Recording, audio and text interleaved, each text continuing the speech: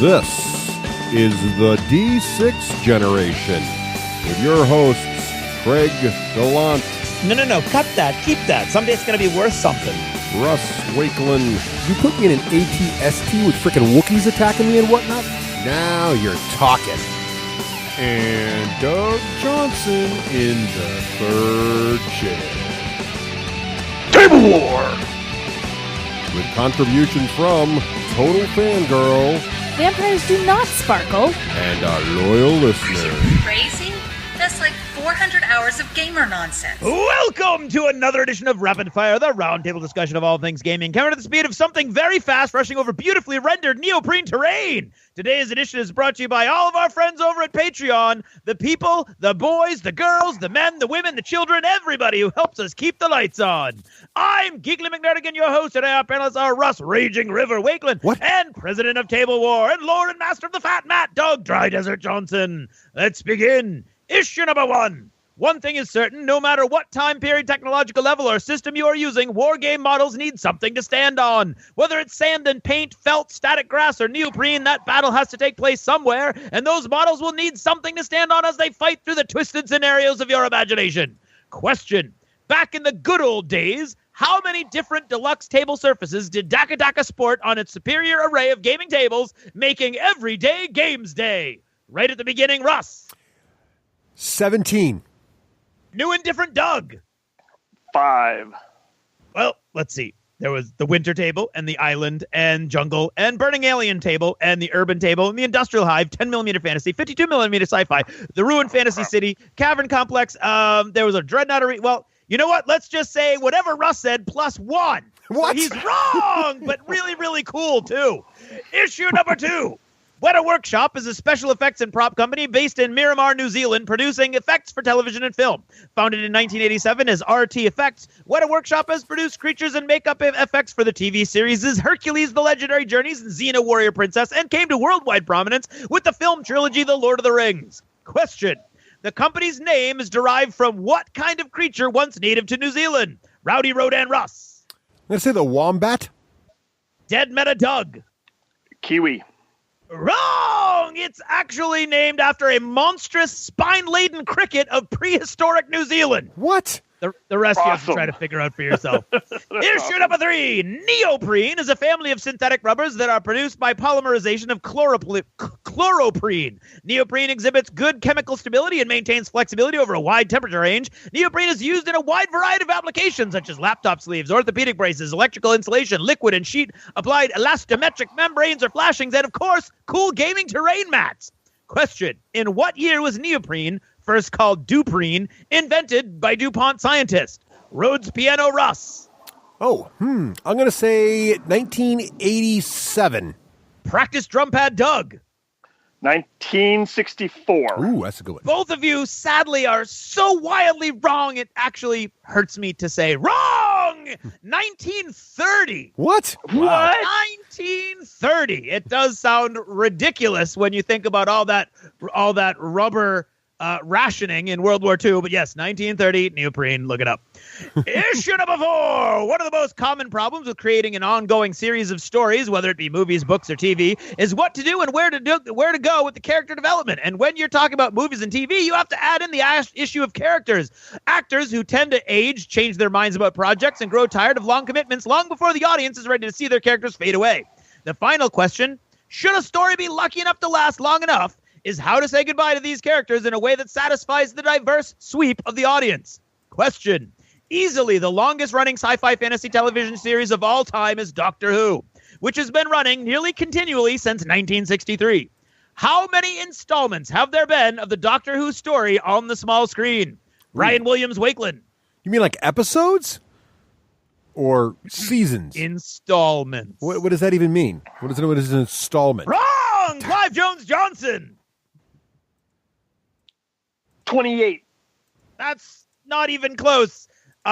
827 installments, Mr. It was an episode. Wakeland. It was an episode. What you're going for? Installments. You can't say episodes because that includes special movies, right? Seasonal Okay. things and 1 hour movies and everything else. Everything all together, 827, which means not only, well, you're super wrong because you didn't even give me an answer, but sadly, Mr. Johnson, you are wrong also, which makes you all wrong. And that's it for now. Thanks for listening and good night.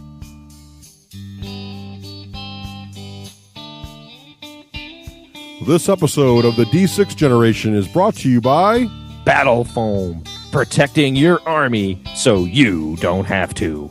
And the War Store, bringing the war to your door since 1999, and that is for a decade or more. Hello. Hello. Hello. Hey, he is. and welcome to episode 209, Craig. Not as big as 210. No, but it's getting close of the D6 Generation. I'm Russ Wakeland. I am Craig Gallant. And I'm Doug Johnson. Hey, Doug. Doug Johnson. Doug, the president of Tablewar and the creator, the man, the myth, the legend behind the Fat Mat. Right, Craig? The Fat Mat. Yeah. I mean, what do you think about when you think about these neoprene gaming mats? You call them Fat Mat. I think, in fact, Doug, if I can give you a little free legal advice, you're going to have to start policing up your IP. Yeah, I think so, Doug, because it's becoming, it's like the Wonder Bread. It's just becoming the standard for neoprene mats. I won't do it anymore now that I've met you, because Right. now you're a person to me. But until now, I used to call all of these mats, fat mats. Right. They're fat mats. You should. Because they're fat. You should. Okay, good. Well, if it works for you. Then Brand awareness, Craig. Say it 12 times. No, that's awesome. That's true. Well, Doug, we are so excited to have you on the show, and we're going to talk a little later with Doug about how he got into gaming, how he got into the industry, and how he started making all these I heard great a vague products. rumor, something about best Warhammer 40,000 player in the world. That's what I heard, something like that. We'll talk about that more in a bit. And then also, Craig, after we talk to Doug, later we're going to have some folks on from Weta Workshop and talk with them about all the crazy sculpting and modeling they've been doing for giant I think we are going to call it Weta Part 2. Yes. Not to be confused with Weta Part 1. And I have a question for you, Russ, a little behind the curtain stuff. Sure. I know that you love. I do. Did you keep recording after we did the last thing with them and we were talking about the big props that they had on property, or did you not? I did, and that actually made it into the blooper of last episode. Excellent. That's what I was hoping. We snuck that in never there. mind. There you go. Yeah, they were telling us because there's nothing wrong about working at a place with a giant life-size King Kong head on the premises. It was kind of awesome. They were telling us all about it. It was great stuff. So looking forward to talking with them a little later in the show. If the listeners remember last episode, we talked to the designers about Giant Killer Robots, the game. And then, of course, in this episode, we talked to some of the sculptors and 3D modelers about how they came up with the look and feel and what it was like to sculpt that stuff with them. And in fact, Craig, movie stuff. This is an excellent segue into the last Lost chapter. Oh, Russ. So many of you may know we offer these Lost chapters to our patrons over at Patreon. If you tip us a couple bucks in our patron jar over there, we give you free access to the entire library of Lost chapters. And these are extra episodes of the D6 Generation. Hours upon hours upon hours of awesome material. Right. About 30 minutes each. And this time, we managed to get the Weta guys to stay with us longer and talk about non-giant killer robot stuff. So they spoke with us about what it was like to work at Weta, what it's like to walk into the office every day and see like row upon row of orc armor and shields and elven swords and District 9 things, and which parts something about tripping over an urukai. Right. And, which parts of body armor they got to build for, Scarlett Johansson, and all kinds of stuff. It was just amazing. So it was just the whole body, Yeah, if you want to hear about all that stuff, Craig, they should head over to the Lost Chapters. And how did they get to the Lost Chapters? Well, the best way to get to the Lost Chapters, really, the easiest way is probably to go straight to patreon.com, look for the D6 Generation. You'll see our little faces. Feel free not to watch the video. And it will explain basically what Patreon is. And it's basically you, the consumer of the media, supporting that media. So you guys would tip us a couple bucks an episode to get the Lost Chapters. You can give anything 50 cents. You can give 5 cents if you want. You can get all the way up to $20 if you'd like. But $2 an episode or more will unlock the entire Lost Chapters for you. And Patreon does all of that for you. You can set limits so we can't take the money and run. Because that's one of our plans one day. It doesn't really work that way. Yeah, it's great, but it also helps us. It supports the show. It shows people are still interested. And last time we did the math, it was, I think every Patreon person was carrying the load of over almost 200 listeners. So go ahead and go over there and help us out. But it also unlocks all those lost chapters for you. Exactly right. So thank you to all our patrons for making that happen. So, Craig, what's the time now for? Something along the lines of achievements in gaming. Is indeed. My achievement noise is failing me miserably here, but it is time for achievements in gaming. And achievements, of course, is brought to us by all of our fine friends over at Patreon. So, Doug, what games have you been playing lately? Board games, card games, RPGs? What have you been dabbling in? Well, let's see. Miniature games? Warhammer 40K. Nice. Miniature-wise. Now, 40K. what factions are you currently playing in 40K? What do you like? In 40K, I'm doing Space Marines because I'm building up my 30K army, which is my World Eaters, and I'm playing them as Space Marines in 40K right now. Oh. I used to do Imperial Guard or the Death Corps of Krieg. It was a big army of mine in the tournament days. Let's see, other board games. Lords of Waterdeep on my phone now. Oh, yeah, that's fantastic on the phone, isn't it? I played that on the phone. That is a great iPad. phone game. Great translation. They did a great job on that one. It's fun. When you get a big group of people, you got to wait. You get the alert every day. It's your turn. Oh, Sometimes right. I got to go back and be like, okay, wait, what was my turn again? When you're doing the long game. Right. I love that game, and I love playing that game on the table too. So just played some King of Tokyo the other night. That was nice pretty one. fun. Yeah. King of Tokyo, that's a good one. And let's see, what other Dungeons and Dragons. So we play D&D.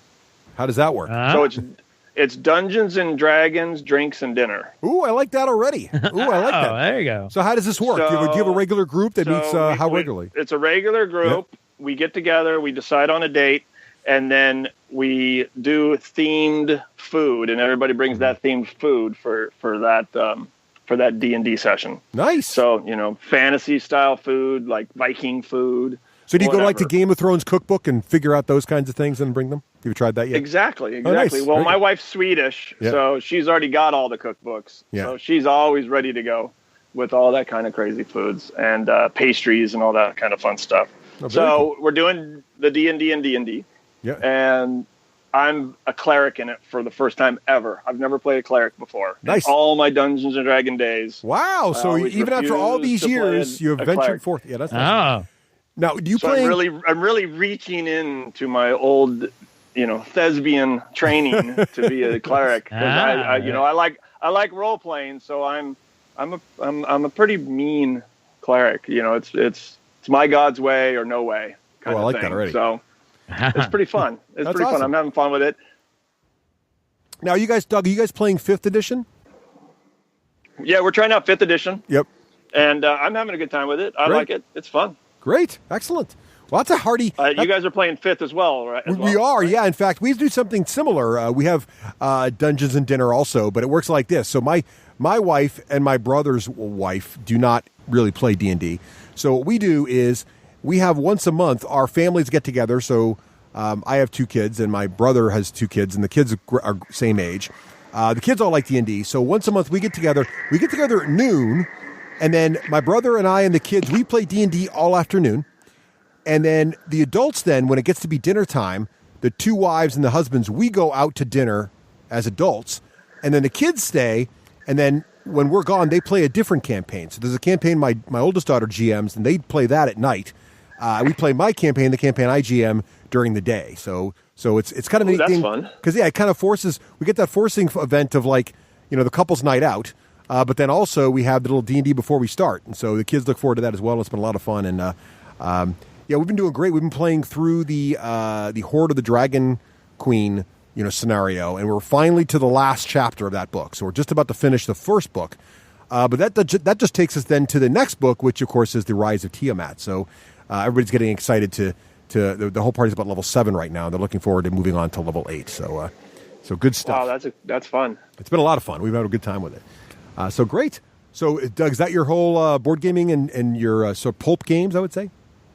collection? No, I guess I've been playing. I've got back into Xbox One a little bit too. My son wants to start streaming. Okay, yeah. So, and then for Christmas we got an Xbox One. Nice. And then some of the other guys within the gaming industry got me online. So I tried Titanfall 2. Nice. And I used to be big into video games when I was in the video game industry. So going back to it is kind of fun. Is it? You feel like it's an addiction?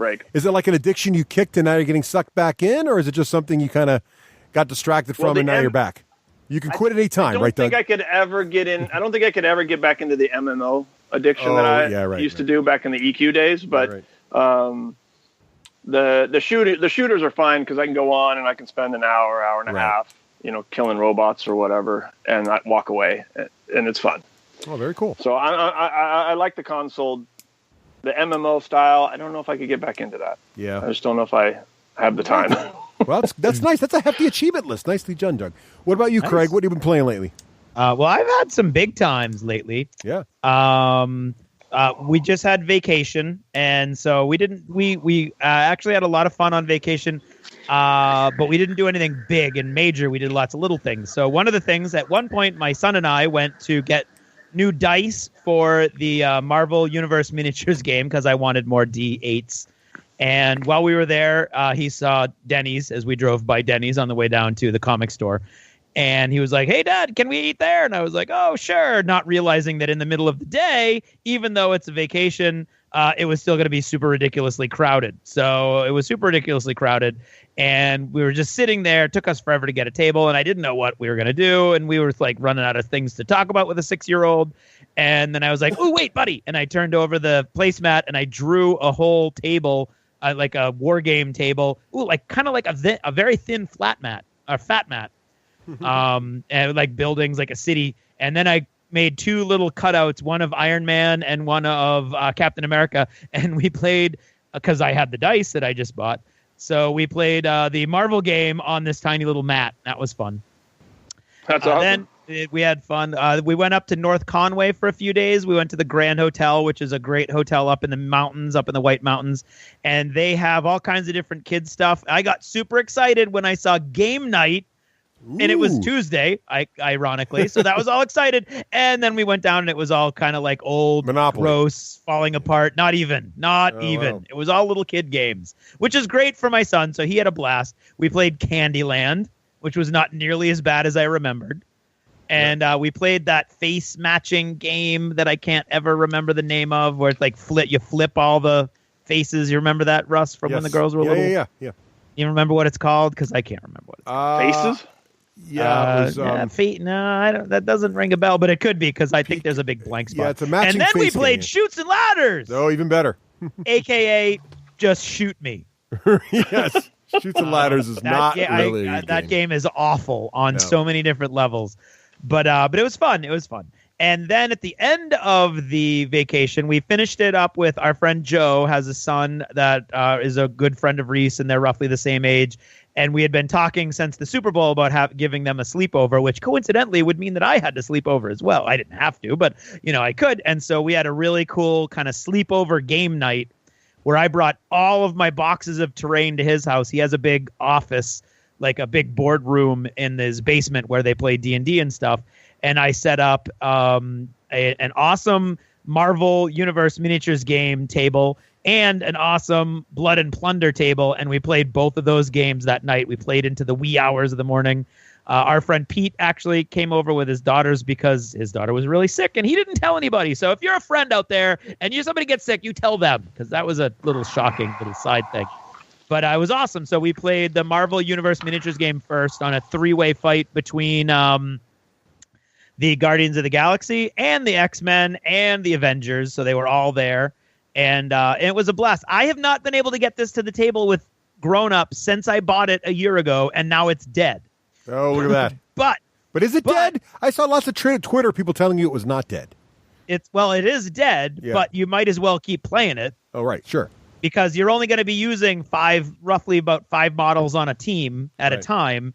And I now have almost 40 models because I bought them all. Right. Okay, yeah. So it's going to take me a while to burn through all 40 of those models, especially at the rate that I play games, which is like once or twice a year, clearly.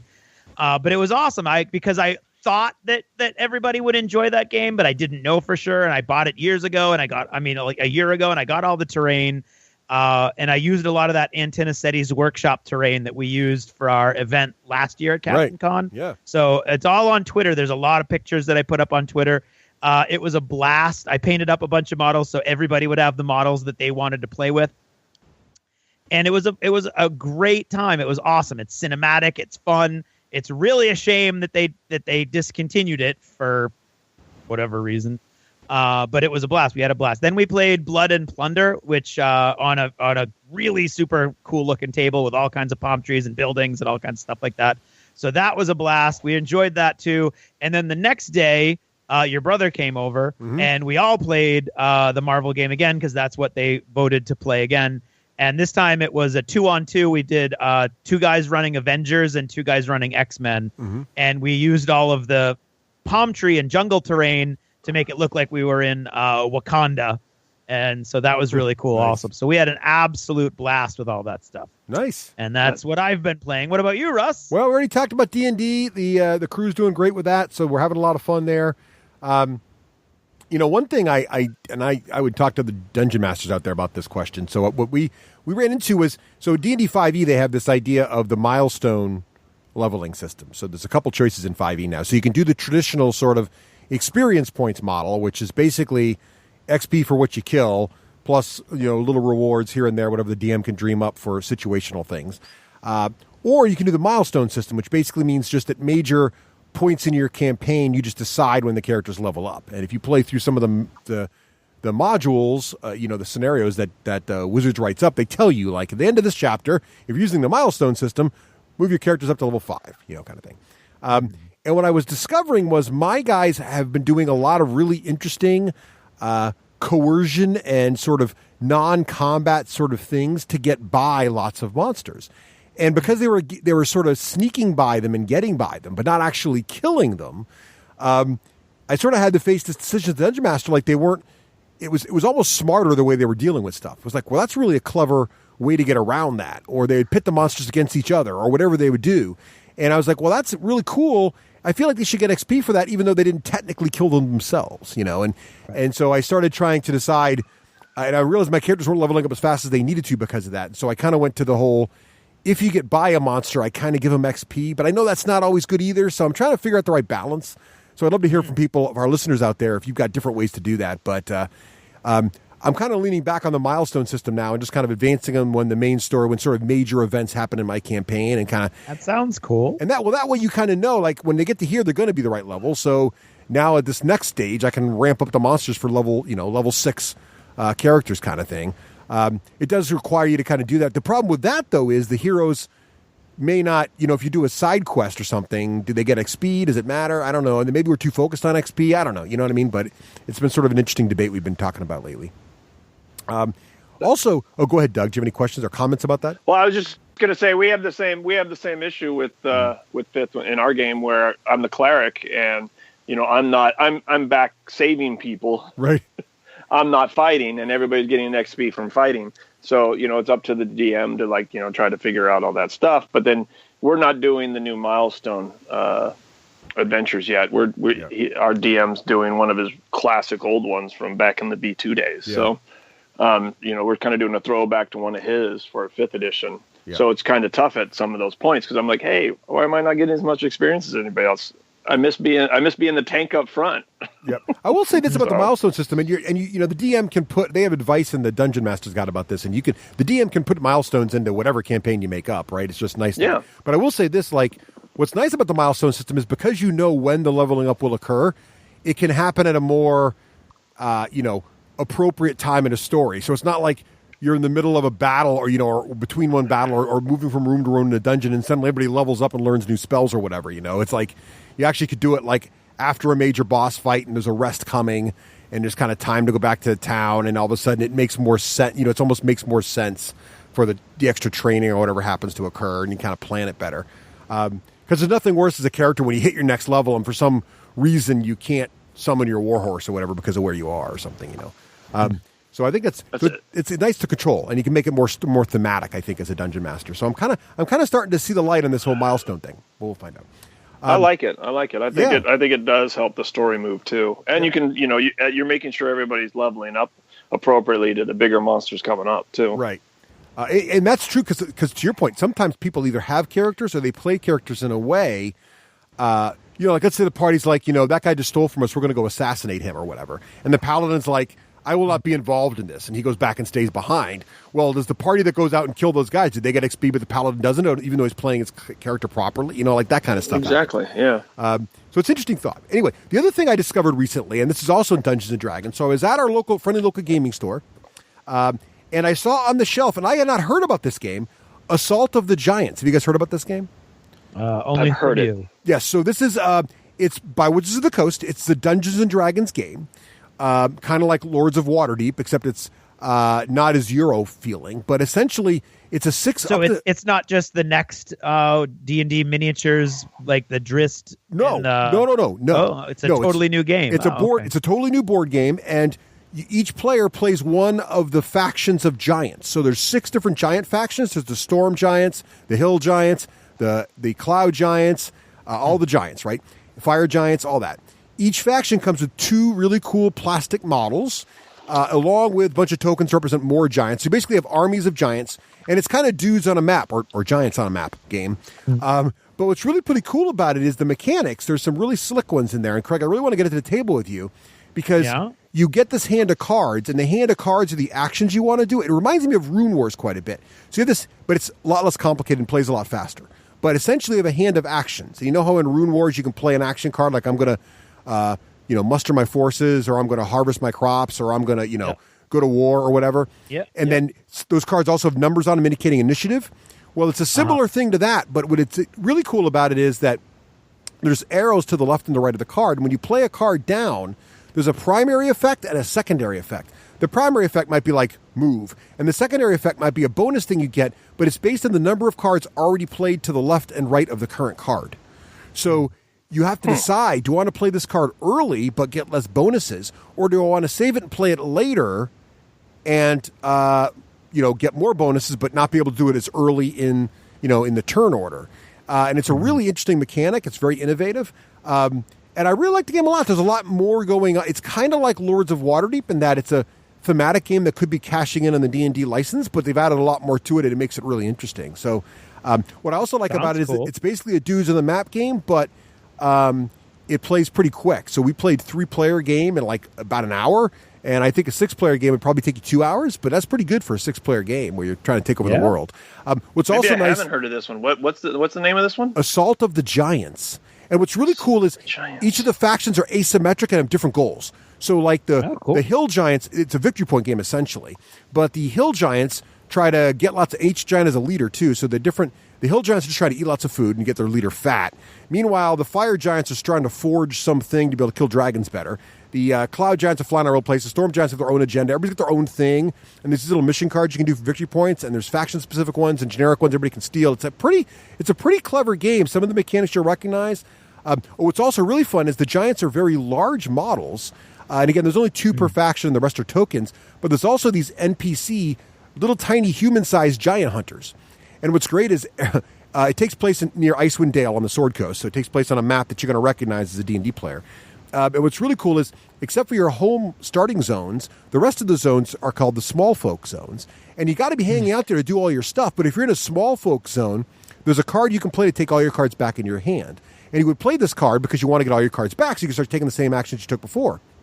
When you play essentially the rest card, which brings all your cards back, at the bottom of it you get to activate the giant hunters. So now all of a sudden you're activating the Giant Slayer NPC human characters, or what's a human and elf, normal-sized people, and you're going after the giants. And you can only attack them if they're in a small folk zone. So while you want to leave your giants out there in the small folk zones and control as much of the table as you can, if you do that, you're now susceptible to those pesky human giant hunters. So it's a really nice, good thematic stuff going on. The factions feel like the giant factions, and I'm sure we're going to review this game because I'm having a blast with it. My daughters absolutely love it. And they love the fact it's on the Sword Coast map, and I can be like, oh, look, that's where we were that one day on that campaign we played, and when that one guy got knocked off the wall, that kind of thing is kind of fun. So lots of fun with Assault of the Giants. Pleasantly surprised by that, because a lot of times these games are sort of cash-in games, and I think Assault of the Giants has got a little meat on its bones. I want to play it now. Yeah, give it a look. So that's the games you've been playing. What about modeling? Doug, you been doing any painting, any modeling, any of that sort of stuff? Finally, yes. I've been procrastinating on my World Eaters, and Adepticon's coming up. It is. Are we going to see you there, Doug? You going to be at Adepticon this year? Of course. Excellent. Oh, awesome. Excellent. We'll have a Table War. We'll have a booth there. Oh, sweet.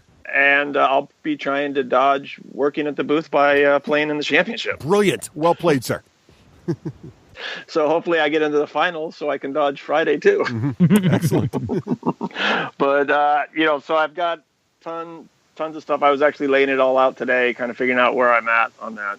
I've got a couple bikes I need to build, and a couple of the special weapons guys I got to get together, and then I've got to start doing some of the detailing. Everything's just painted white and blue right now. I've only got 2 colors on most of my stuff. A lot of the troops I've got painted, but the vehicles and stuff, I got a bunch of the 30K rhinos that I want to paint up. So oh, cool. And I got like a week to do it, so plenty of time. You got this. There you go. Yeah, See? you got this. No problem. I believe the email that went out today, you have 2 weeks to do it. 2 weeks. Yes. I couldn't. I was like, wait a minute. No, do I have 2? I guess technically I do. Okay, so I'm flying to Canada first. That's my. You've Sunday got before. It feels far to me too. So I'm going we'll have to cover that in other. Yeah, while you're going to Canada. Yeah, I'm going to PAX East this weekend, and it feels like it's far away because PAX is first, but it's not. It's like after PAX, it's like 1 week, and then it's Adepticon. It's pretty exciting. Good stuff. Yep, it's the con season. It is. Just had an LVO. Yeah. Unfortunately, I was terribly sick through that. That was a bummer. Yeah. That's no fun. Well, very nice. Yeah, it was fun. Well, So good I'm luck on excited finishing about your army. It sounds like they're coming along nicely. What about you, Craig? What have you been painting lately? Oh, I've been a little busy, Russ. I've had one of those little moments where I do a lot. Yeah, not a surprise. I did an entire now last few times that we've played Blood and Plunder, we've both been playing British forces, and I thought, you know what, I really want to get some of the Spanish onto the field. I had one small group of Spanish already painted, so I painted up an entire starter of Blood and Plunder Caribbean Spanish militia. And it was great because these are the guys that have the Indios Milicianos. Those are the indigenous people with the bow and arrows, the bows, and the Lanceros, which are the landless men mostly, and the freed slaves or escaped slaves and things like that. And all they have to fight with are machetes and spears. And I thought, I'm going to get my butt handed to me. This isn't going to be great. And Pete and Joe took the same guys you take. So they're almost all trained. They're kind of like elite guys, you know. Mm-hmm. And I had all of these guys that I thought were going to get their butts handed to them, but they're all trained too. So they were awesome. The archery, the shooting 2 arrows, and activation was awesome. And Very so cool. I was super happy with the way they turned out. That's 27 models altogether because they did some extra commanders with them. And then, like I said earlier, I did the Marvel models, so everybody would have the models that they wanted, and including Gambit, although I wanted to kick myself. I finished everything. I got everything done in time. I did not paint the deck of cards in Gambit's hand. Oh, boo. Bizarre. It was really strange. Spider-Man, who I was really excited about. I was very nervous about painting him up, but the model is so cool with so much detail etched into the model and in the costume itself that you don't have to worry about doing each individual little line of the costume areas. Instead, like a little ink did all that for me, so that looked really cool. And the model comes with him jumping over like a chimney, and I thought that would be bizarre if he was jumping over a chimney all over the table that he carried with him. So I put a 50-gallon drum. I cut the chimney off of him and the base, and I put a little 50-gallon drum, so he's leaping over a 50-gallon drum. So that was awesome. Punisher doing his T-shirt was a lot of fun. Nightcrawler, Daredevil, Groot, and Hawkeye. So I did 7, and that only leaves me with like 15 more, I think, of this group. Nice. And then for terrain, I've been wanting to do these market stalls that I saw different people who sell terrain online, different resin market stalls, and I was like, I would love to spend $30 on market stalls, but I've got a bunch of stuff anyway. So I made 4 market stalls for Blood and Plunder, that have one table is all glassware, one table's all weapons, and then a couple tables are a mix of food and vegetables and miscellaneous things like books and maps and things like that. So they're coming up along really well, really cool scatter terrain. And I'm eventually going to do an entire beach scene for Blood and Plunder, the pirates' headquarters with the tents. And I've got some cool palm frond awning things that I found. So I think that's going to look really cool. So that's what I've been working on. What about you, Russ? Very cool. Well, I've been still working on my troll wagon, so it's getting close now, though. So cool. You know, this thing is pretty large. This is a battle engine for the troll blood, so it's very large. It's got two of these giant sort of oxen creatures pulling it. There's the wagon itself with a giant gun. Cool model. Yeah, and I've got the whole wagon was done a little while ago. Now I finally finished all of the crew, which is not a small task because there's a troll blood driver, a troll blood gunner, and then you got three pigs. One's manning sort of this like little, sort of like pintle mounted scatter gun, and then you got two of the guys that are like, you can see them, they're kind of posed, loading, handing up ammo to reload the gun. And I got all that done too, so the model's really much finished except for the basing. So I just got to base it, and it'll be ready to go. And as I said before, my daughter's been putting together her gargantuan for the Circle of Oberos, so she's almost done with that as well. So looking forward to getting those to. Oh, she plays Circle? She does, yeah. She's been playing since she was about 10. She's now awesome. 14. I'm a Circle player. Oh yeah, she's good with them too, man. She beats me more often than I beat her. They're really good. So this running thing going where she can beat my troll bloods pretty reliably. I generally beat her almost evenly with my Signar, but lately she's switched up some stuff in her army, and now I lose to her even with my Signar guys. So I gotta step my game up here a little bit. So I'm bringing some battle engines to the game to see if this helps me out. So we'll see what happens. A lot of fun though. We have a great time with War Machine. It's still great. You guys are doing a lot of the Blood and Plunder land train. I've only been doing like a lot of the sea battles. I've only done one of the land missions so far because I just love the ships so much. Well, we tried but one. I really want to get into the land stuff. Yeah, we tried one last time that Craig made a scenario that was a lot of fun where we had sort of some guys on land. We was actually using your fat mat with the two. Yes, it was awesome. On one end, we had arranged it so there was an island on one end of like sort of a 4x6, and then a boat was approaching it, and then there was another boat moored off the island. So the defenders were on the island and partly on their boat, stationary boat, shooting at the incoming boat. It had to make it to shore, disembark, and then get to an objective, and that was a lot of fun. So we were able to see land and see it in the same scenario. It was a blast, and that's just. The game is so extendable that way. You can do all kinds of fun things with it. So it was we had a good time with that. Are you guys going to play it at Adepticon? Yes. Are you going to do their we're actually running an event for them. So we're going to go up to their booth and run a little. We'll be working with them. Thing, yeah, it'll be awesome. Well, their booth's right next to our booth. So there we go. We'll probably have. There you go. Yeah, we'll probably have a fat. We're pretty much going to make it one big giant booth. Sweet. It'll be a party then. That's nice. So, there you go. That'll be awesome. So we'll be right. It'll be fun, Doug. We're looking forward to that. So we'll definitely see you there doing that.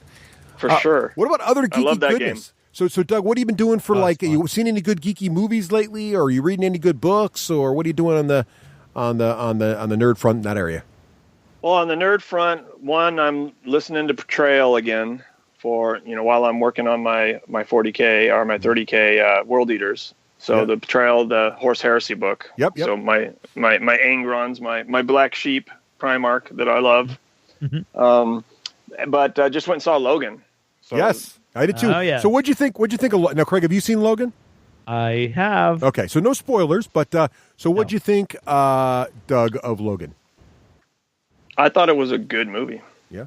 Craig, not just a comic book movie, but a good movie. It was I liked it. What'd you think, Craig? Did you like it? I appreciate it and did not enjoy it. Yeah, I was sort of... Did not enjoy it. Yeah. Did not enjoy it. I liked that it was finally a movie where Wolverine's combat style could be accurately shown. So finally, it took like a million movies to do this. That was brutal. But that was great. What I thought there was no payoff in the end. And it wasn't that there were dark parts or anything like that. There was no, like all the mysteries that were set up were very anticlimactic. And I thought. And so I thought that while I enjoyed all the events, it didn't lead to a satisfying sort of like climax. Is that how you felt, Craig? That's how I felt. I felt like I felt a lot like I did when I left Manchester by the Sea, which Manchester by the Sea was for the. I won't spoil that either, but that's been out a lot longer. But that is just unleavened human misery from the first shot to the last shot, And at the end, I was like, wow, that was great acting, a really intriguing story. But there wasn't anything for me. I did not enjoy sitting through that. And I kind of felt the same. I appreciated everything I saw in Logan. Like I said, the fight choreography, as you said, was amazing.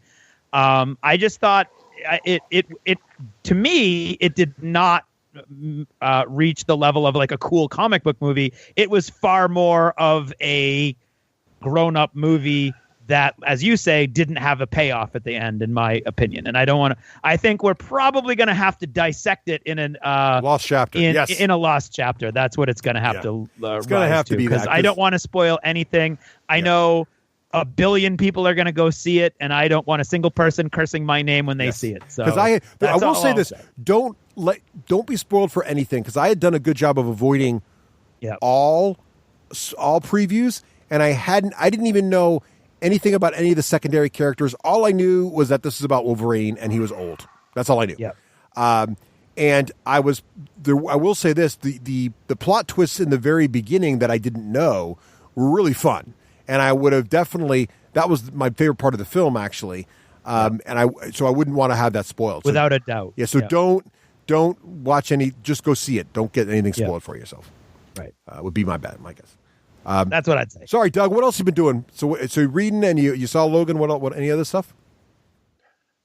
Well, I run the local league here for 40K. Been doing that, and it's kind of a wonky mission this time. We're doing chariots, so everybody gets 1,500 points of an army, and then I also give them a chariot and a charioteer or a Urigere. I can't pronounce it properly, which is Latin for charioteer. And they get all these upgrades. It's a 6-week league, so they get all these upgrades to build up their chariot, make it like super mega powerful. I designed out like I think 7 different chariots. So there's like an Eldar chariot, a Dark Eldar chariot, an Orc chariot, an Imperial chariot, and then so they're going to get all these upgrades throughout these 6 weeks, and then week 7 we're just doing a chariot race with all the chariots with all their upgrades. Fun. That's awesome. So, doing that. Yeah. And let's see what other. I mean, I'm pretty much. I live the life of a nerd, so I don't know how nerdy. There's no such thing as too nerdy. Going through old Magic cards, trying to organize, see what I had there. That was felt like college again, right? Sitting there with them all laid out on the bed, going through the decks and stuff to see what I had in decks versus in folders. I got a lot of old cards. I started playing back, I got a Black Lotus and stuff. So I was like, oh, maybe I should take that out of this deck.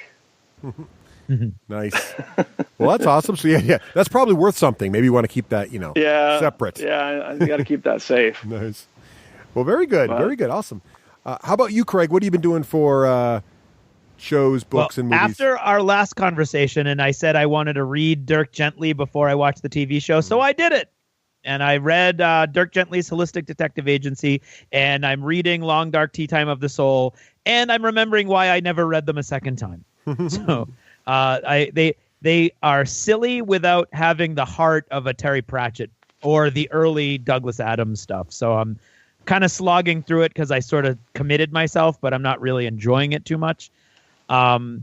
Meanwhile, Reese he loves the Marvel game, and he's really intrigued by all the Marvel characters, and he now has watched, he got my parents to watch Civil War with him, and apparently he is not bothered by the violence and various parents dying, et cetera, et cetera, et cetera. So I guess that's good. And so he started asking me about all their origin stories, and I was telling, like, when we were in the car or sometimes at night, he'd be like, I don't want you to read me a story. I want you to tell me the origin of Wolverine, which is, that warms your heart when your son asks you, what's the origin of Wolverine? And so I was telling him the origins as I understood them, because I'm not a big comic book person. But then he was like, can you get a comic book, Daddy, and we can read that? So I went, and I very, very cheaply, because no one can tell me what I should do. That's what I've discovered about the Marvel Universe, is that it's so big, and it's been redone so many times, and it's been rebooted so many times. There's no definitive, hey, if you want, like, here's 4 or 5 graphic novels, and then it'll give you that whole story arc. Instead, it's like, well, you should start with this one, and then it jumps to that one, and then there's this time travel one, and blah, blah, and my head exploded.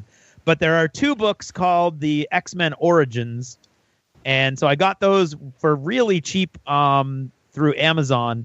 And I've been reading those. I read them first before I read them to him because some of them, they're just not like Sabretooth. That one's not a good one to read, especially right before bedtime.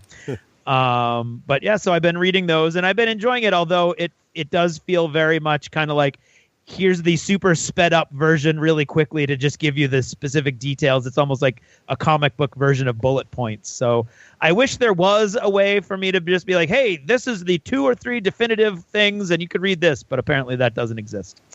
They don't have the collections for Marvel, like some of the comic books now. Have like the DC, the books where it's 10 or 20 comic books together. They do. They're called. They put those together in like compilations or graphic novels, and that's what I'm looking for. They have them, but they're like this story arc, but not that story arc. And you're like, I just want to know, like, how did they all come together? Well, that doesn't really exist because part of it is in this story and part of it is in that story, and it's very confusing. So if anybody's got any recommendations, feel free to email Craig at the D6generation.com. I'd be more than happy to listen. I'm still listening to James S.A. Corey's Babylon's Ashes, so still loving that. Those are, of course, the next 2 books in the new story arc of The Expanse. Highly recommend those. Watching Agents of S.H.I.E.L.D., I just finished this part of the season. It kind you're ahead of me. I'm not going to say anything. It took kind of a left turn for me and then brought it back around, so I was happy with where it ended. The Expanse, this season, are you keeping up with The Expanse, Russ? Oh, yeah, I'm all caught up. Are you? No, you're not. Okay. Sorry, I only had season 1 so far. That's okay. I'm not spoiling anything. I just wanted to see where everybody was. They are doing a great job in season 2. In fact, my favorite thing they did, this is not a spoiler, but one of the things that is really good about The Expanse is I would describe The Expanse as hard sci-fi, meaning that they spend some amount of time in the books, usually through some kind of inner monologue with one of the main characters, explaining how some of the technology works. And what they did this time I thought was really cool was they had this flashback to one of the early high-speed drives. Epstein drives. And the flashback served really no other purpose than to be a foundational explanation of how some of the technology worked, which also explained... I disagree. Well, it also explained how some of the rivalries in system came to be. No, right? but that's true. But what it's actually laying down is the thematic philosophy behind this arc. Exactly. But it's awesome, and it does the technology. And you as need to understand the tech for that to work. And you could, in the books, you get it through this inner monologue that you can't really do on television. And so I thought it was a brilliant sort of plot device, right, to use the flashback to this moment in history.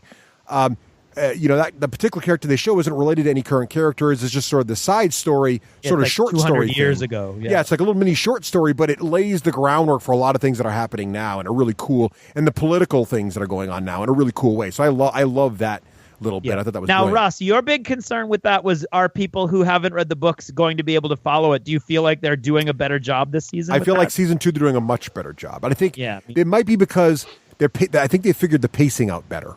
I think in the first season they were trying to show a lot of different things at once, and I don't know if it's just the stories converging better for them now, or it happens to have converged now, but I think more of the story now stays in the same plot longer than it did before. Does that make sense? It kind of felt like they were telling 4 stories at once last time. Yeah, and I agree. Now, Doug, have you read the books?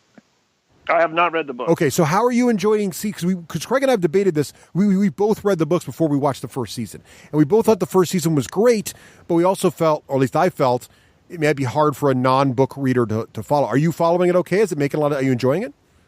I'm enjoying it. It felt like at the beginning it was snowballing, so it was moving faster as it went along in the episodes, but good.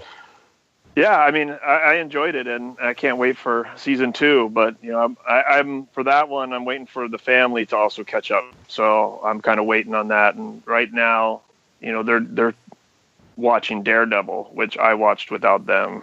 Oh, so they're now you gotta wait. Daredevil right now before we go back to The Expanse. Well, get all caught up on Daredevil because Iron Fist comes out pretty soon, so you got to be all ready for that. Right. Yep. Absolutely. That's why they need to get that stuff going. They need to get that done. Right. Without them. Right. Yeah, exactly. Come on, binge watch. Yeah. And I have to say, in Expanse 2, in season 2, they did it in season 1. I thought really well. They introduced Christian very early, but they did her well.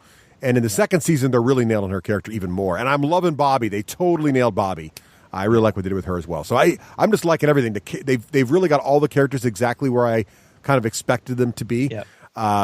Amos is coming along nicely. Oh yes, the whole thing is just great. It's very funny for me because I finished watching the latest episode last night, and Karen came home early and sat on the couch next to me. And she won't stay in the room when I'm watching any sci-fi or fantasy. She just wanders off. But she was trying to be good last night, so she came and sat next to me and was like, "So what is this?" And I'm like, "I don't know what I'm talking about." But it's like, "This is like some of my favorite books, and they made it into a TV show." Oh, that's cool. And I was watching it, Russ, and you'll know what I'm talking about. The last scene, I was like, "Oh, wow, that's supposed to be like an awesome scene," and I guess they decided just to save some special effects and show the aftermath without the. Oh wait, never mind. There it is. Right. And I was like, "That's awesome. I'm okay with it." Yep. Exactly. Yep. So that was super cool. Yeah. And then the Hunters finale, the reality show that I told you about, that was the normal people who were being hunted by law enforcement professionals through a large giant chunk of the southeast. The finale was great, except that these people were on their own, and there were no real rules about how they had to contact people or anything else. So the hunters had no real, you had to make a mistake for the hunters to get you. And it was fun watching the people make mistakes and how they got caught and all kinds of stuff.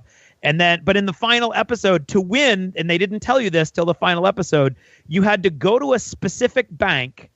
You had to log into an account, go down to the safety deposit box, take out the $250,000 prize, and then travel to a specific airfield to get on their plane. Oh, wow. And the hunters were told as soon as you accessed that account. Wow. So the hunters, if you believe the what they're telling you, the hunters don't know where they are, but they immediately know where you are, exactly pinpointed to the exact building in the moment when you access the account. So it's all of a sudden as if, okay, now we know exactly where they are. And they've got hunting teams all over that part of the country, so they're trying to converge, and you're trying to get to whatever airplane has been chosen for you. Right. So that was I didn't like that, because that seemed like they kind of all of a sudden gave the hunters a bit of a cheat. Yeah. But I won't tell you how it ended, because they want to save that money. You don't have to pay it out if they can't win. That's true. They don't. We don't have to. Right. But it was it was a fun show and a fun finale. And I saw Logan, and we just talked about that. And so that's it for me. What about you, Russ? Well, not a lot. So I finished the first season of the Santa Clarita Diet. I've heard oh my God, that was great. This is awesome. So this is the situation comedy in the truest sense of the word. So the situation is normal family, except the wife is slowly turning into a flesh-eating zombie-type creature thing. And how would you react to that? And how would you feed her? Because as time goes on, so it's really great right up to the end. I don't know, Doug. Sounds like you saw it. Did you enjoy it? Yeah, I thought it was awesome. Hilarious. My wife and I, over the top funny. Drew Barrymore is the wife character. The main guy from Justified is the husband. Their daughters. Now, what did you think of his character? I thought he nailed it. I thought it was great. Did you like him? I thought he nailed it too. But it's so different than his normal. Oh, it is. You just initially it's like, God, I hate this guy. No, it's funny because I hate him, and then as the episodes go on, you're like, dude, this guy is great. Well, it's awesome because it shows the range of the actor, right? Because I think his facial expressions really carry the show, because he's like Drew Barrymore's kind of like the straight person, and he's the kind of guy who's like reacting emotionally as Drew's like, yeah, I really enjoyed that guy's brains. They were quite tasty. He's trying to sit there like normal human. Like, how would you react to that if you love your wife still, but she really needs to eat human brains? What do you do? It's just like really, it's just awesome. And then the urban setting is just hilarious. The urban setting, the neighbor, the little nerdy son next door that kind of has a crush on their daughter. The whole thing. They live between two police officers. One's the sheriff. One's the police. The sheriff and the police hate each other's guts. And he's like, why can't we live between two rival bakers? I don't understand. It's just great. Just an awesome. You got to watch this show. I think it's just fantastic. I recommend it to everybody. I love that show. I'm catching up on video games, so you might appreciate this, Doug. So, I've been an Xbox guy for a long time. I've talked about this in the show a lot. Never owned a PlayStation, mostly because most of the games I care about are Xbox. And I think I mentioned in the show before, my daughters received a PlayStation 4 for Christmas. I say for my daughters with air quotes because it came into the house and I've also been playing it. And so I was finally able to play some of the games that were exclusive on the PlayStation 4 for years. I finally got through the entire Uncharted series, for example. And I have to say, I still like the Xbox more, but that's probably more nostalgia and just my used to this platform more. But I will say Uncharted, one of the best games I've ever played. Just they nailed every single thing from the facial expressions, the voice acting, the story, the characters. Every single Uncharted game, 1 through 4, really nailed it. And 4 in particular, I don't know that I've seen a more beautifully done game and more realistic everything. Like you really feel like you're in an AAA action movie in a way that very, very, very few games can reproduce. So I have to say that I really, still an Xbox guy, but I would definitely recommend buying a PS4 just for the Uncharted series. So got through that, and now I'm playing another PS4 exclusive, Horizon Zero Dawn, which just came out. That's also quite good. I really enjoy it. It is very much an amalgam of the best of open world games. So you can see there's a lot of influence from games like Assassin's Creed, the good stuff from Assassin's Creed, the good stuff from the Lara Croft, the new Tomb Raider, the good stuff from Shadows of Mordor. That kind of stuff's in there. But then the world they've developed and the character development and the story is really compelling and interesting. So it's really, really good. It's not as polished as Uncharted. You notice that. But that's probably a standard that's not fair because Uncharted is very much on a rails sort of movie-driven story game, where this is open world, so everything's got to be kind of a different scale.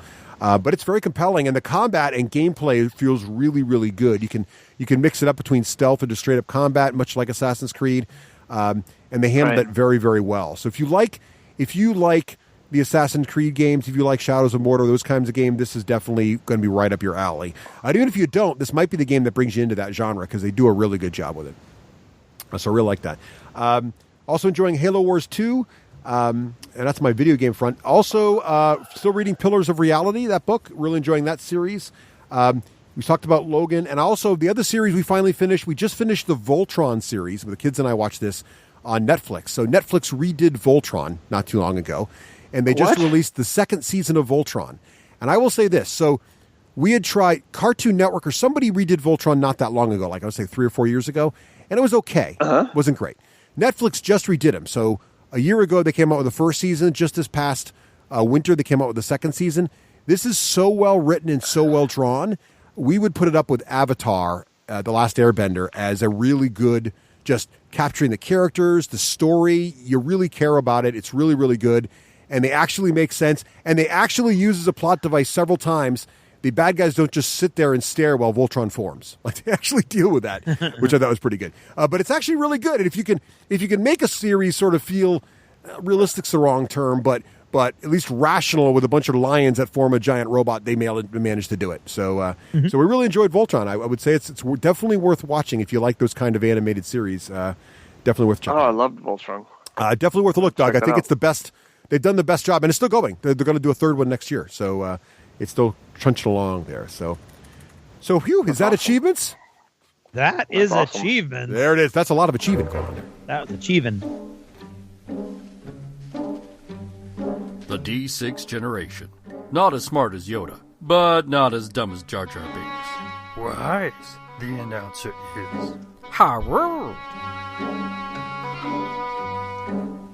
Hooah! Now it's time for us to talk about our friends over at Battlefoam. Battlefoam.com. Craig, we're getting ready to head out over to Adepticon here.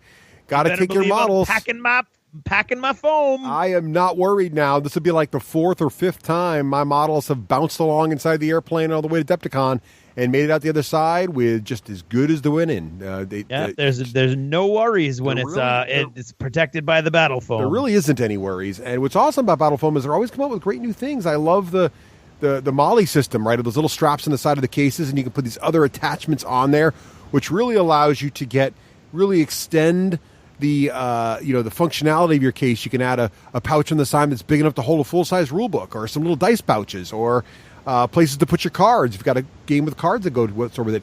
you name it, they've got it here for Battle Foam. And don't forget, too, all their foam fits in a wide variety of their cases, and their cases range from super affordable little cardboard boxes all the way to their Black Label case line of virtually indestructible cases. You can literally drive a truck over them, and they will not break, and nor will your models inside. Cases with wheels on them, so you can get them through the airport, extendable handles, cases that'll hold a small little warband for 4 or 5 models, to cases that'll hold entire 300 to 400 model armies with vehicles and everything else. I mean, you name it, they've got a choice for you, right, Craig?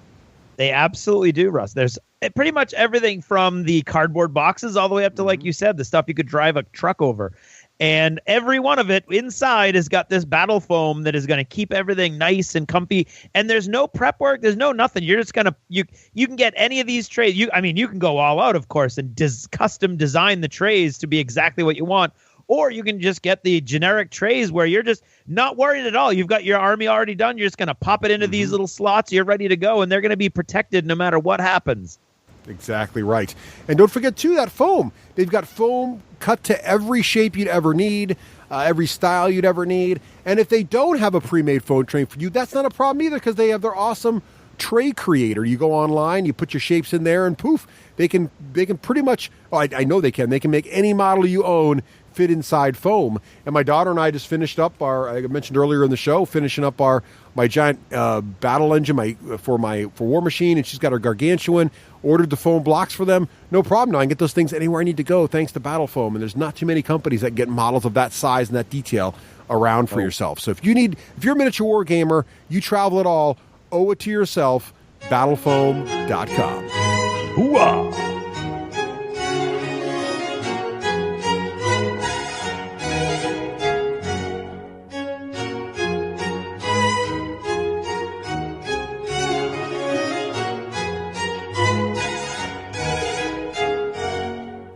And now, in an attempt to bring a small amount of dignity and decorum to this otherwise base form of entertainment, and I use the term loosely, I am proud to present... Oh, get on with it. It's time for App of the Ep.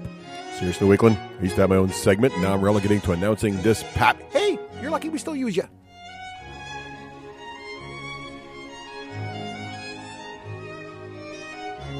Hey, and welcome to another App of the Ep. This time around, I want to go back to an app that is probably my second most utilized gaming-related app on my iPhone. So my first use is BG Stats, which is where I record all my gaming stats, and I've talked about that before. The second most used app is also one I've spoken about on the show before, and that is Game Master 5. And this is an app that I wanted to come back to it because they've been enhancing the heck out of it. And I thought it was already pretty much indispensable to any Dungeon Master out there who's playing Dungeons & Dragons 5th edition.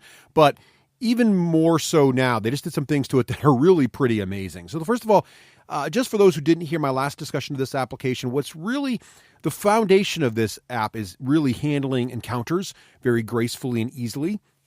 What's really cool about it is you can set up campaigns, and in each campaign, you can create what they call adventures. So there's the container of the campaign, and then there's the containers of adventures, and you can put all these different things in them. Then either at the campaign level or at the adventure level, at the campaign level, you create your heroes, and you put all your stats in for each hero. So your player characters is the DM, because this is definitely a DM tool. This is not really a tool for the players necessarily. Then for each adventure, you can go ahead and put in some encounters and put monsters in the encounters. And what's really cool about this, though, is through the new open license, all the data for all the D&D monsters, as well as the spells, are all pre-populated in here. So while you can play in encounters, which is awesome, and go ahead and put in some special characters and some NPCs you might have created, and other things in each encounter, and have all the stats at your fingertips, you can also go ahead and put together a real quick ad hoc battle just by going right to the compendium, dragging a couple creatures, throwing them in there, and all of a sudden you've got a fight. And this is especially handy as we're going through Horde of the Dragon Queen. There are many of these encounter situations where the party is in a large building and there's different rooms full of creatures, but I don't know, based on how the party approaches it, if the room will just be the creatures that are there, or if they've set off some kind of alarm and there may be more guys, the 20 kobolds next door may be coming into the room, and so I may have an encounter that's going to be just a couple of guard drakes, or it could be 2 guard drakes, 20 kobolds, 3 trolls, depending on what the party does. And so the ability to quickly and easily add guys to the encounter is great. Then what happens, of course, is the combat management is awesome. Handles initiative. You can either have it auto roll. You can decide to group monsters together. So all the 20 kobolds are one initiative roll, or you can have it individually assign initiative for each one. It keeps track of hit points. You can put conditions on the creatures with little icons to remind you that the current kobold is frozen or immobilized or whatever, which is really great. The damage track changes when they're bleeding, so you can quickly tell the party, hey, this guy's bleeding. Really simple stuff.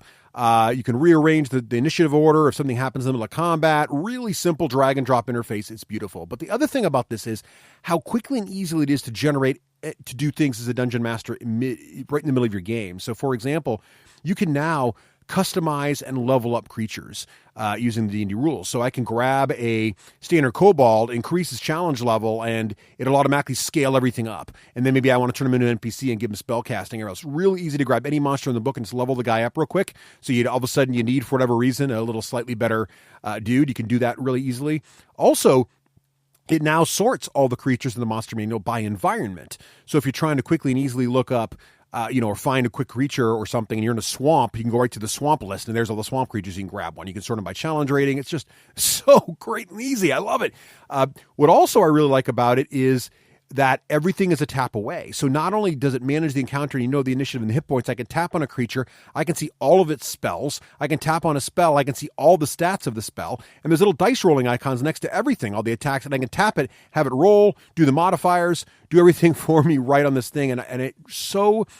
I don't do the rolling mostly on the phone. I really like when I am actually running a game. I like to roll the dice on the table and get the heroes involved. So I don't let it do any rolling for me more than I need to, except I do let it auto roll all my initiatives for the monsters. But I love the way it handles this stuff. It has been handy, and I think I've mentioned this before in the show. I've played D&D while camping. And this is where this thing really comes onto its own. So if you're on a road trip and you're the dungeon master and you're not driving the car, or you're camping, you can run an encounter almost entirely out of this thing because you've got all your dice built into it. You've got all your stats. You've got all your specs. There's also a reference, which is fantastic. It's like mini DM screens. I can click on the hamburger button, the little 3-line bar on the right-hand side. I can see rules references. I can look up, it's almost like War Room for War Machine players. It's almost like War Room for Dungeons and Dragons. It really has it all in there. And I really can't speak highly enough. This is not a free app. It costs money. I want to say it's like $4 or $5. It's the best $5 you'll ever spend as a dungeon master. Seriously, it is awesome. It's your DM screen. It's your encounter management. It's your hero reference. It's everything you need in there. It doesn't get any better than this for DMs. Seriously. And I know Dungeons & Dragons, and made me think of this, talking about this today as I was just at PAX East over the weekend, and watching Acquisitions Incorporated, which is a fantastic podcast about Dungeons & Dragons, by the way, if you haven't seen it yet. But in any case, they had, at this, and it's sponsored by Wizards of the Coast, and so they announced the new D&D Beyond, which is the new character management system, and I was like, well, that's cool. I can't wait to see how that's going to work, but it made me think again about how great this app is, and how, while it's exciting D&D Beyond's coming out, I almost don't need it because this app is so good. So I really, really urge you to check out Game Master 5 on iTunes for iOS. I believe it's out for Android as well. You may want to check that out. But if you have an iOS device, you will be very happy if you check out Game Master 5.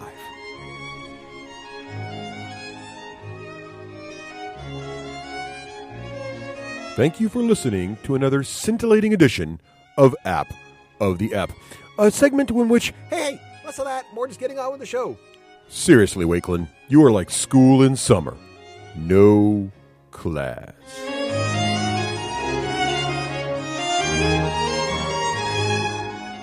Hey, welcome back, and now it's time for a little segment we'd like to call, Craig.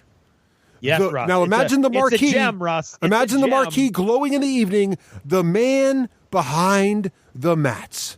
Dun, So, dun, dun. It Doug, needs its own theme music. Doug, since we have you on the show, we got to find out about how you got into making these amazing mats and other items for our lovely hobby here in miniature wargaming. What was the path that brought you to this? What got you from childhood dreamer to mat maker extraordinaire, if you will? So, Doug, we have to ask this question of everybody who comes on the show. Are you now, or have you ever been, a gamer? Absolutely. So Lifelong. What'd you get into? What were some of the first things that kind of got you beyond Monopoly and Life and Parcheesi? That would be Dungeons and Dragons, the original B2. Oh, starter V2. box set. Okay. All right, nice. My cousin DM'd for us. I must have been 8 or 9, I guess, when that came out. Wow, a youngin', I like it. Yeah. Do you remember your first character? What was your first character class you played? Do you remember? A ranger. Oh, nice. Yeah, I was definitely the ranger type. Hunter. I think I called him a hunter instead of a ranger. Well, you were 8, so you're allowed. Yeah. So do you remember what captivated and then you? after the ranger died, I went into the thieving. That's right. And I'll have my vengeance in stolen goods. So, what captivated you, Doug, about Dungeons and Dragons? I mean, what do you think kind of got you going? Well, this is interesting. Well, I mean, I guess. Well, I kind of grew up with a learning disability, so I wasn't really reading that well at that time. So, and nothing the school could do could motivate me to try to, work on it until my cousin showed me Dungeons and Dragons. And then I was just out the gate, ready to go. Give me books, give me more rule books. And it, started with the rule books, and then Lord of the Rings, all the Hobbit. I started reading all those, and I in some ways taught myself how to read. That's awesome. So now, did that break you through the reading impediment? Did you start reading other stuff? Beyond. Yeah, well, it was more of a language thing for me early on. I didn't talk a lot when I was a kid and stuff like that either. And I have dyslexia and severe ADHD that I grew up with. So yeah, I mean, arts was all I knew when I was a kid. I mean, I was a professional oil painter at age 10. Wow, nice. Oh. So my mom was an oil painting teacher, and I used to go to all the craft fairs with her, and she would sell all of her, landscapes. And so I started painting with her, and I would go and, my grandma bought my first one, and I'm like, what? I get money for this? Done. Nice. Right. This is fun. Very cool. So I, my art background started with, first doodling, of course, and drawing monsters and characters and stuff like that for D&D, and then oil painting. And then the art just went from there. I did try to take a break from art for a little while. My dad told me you'll never make money, doing art. Right. So I joined the military for about 5 years, saw the world, went to a war, came back, and then went back to art school and art college and got into the video game industry. Right. Now, how did you get into the video game industry? How did that kind of start to happen? Well, I was going to graphics art school. I was learning 2D and 3D animation and stuff like that.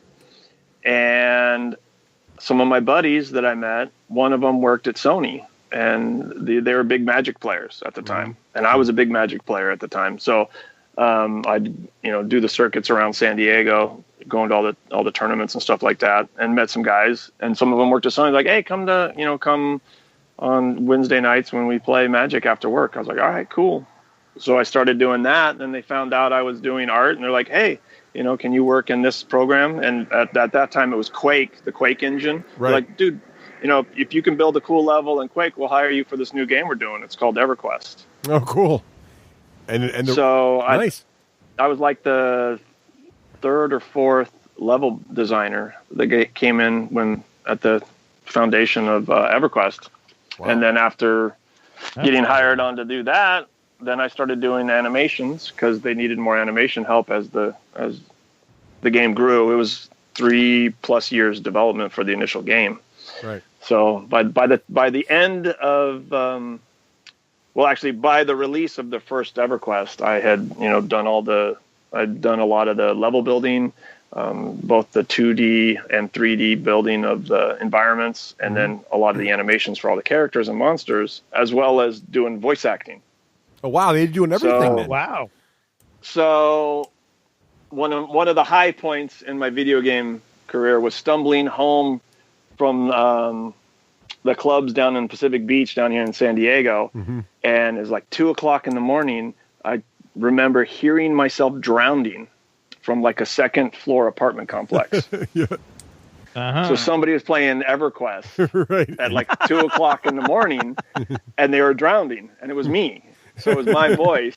Nice. And I think I laughed for like two or three more blocks all the way home. It was awesome. That's funny.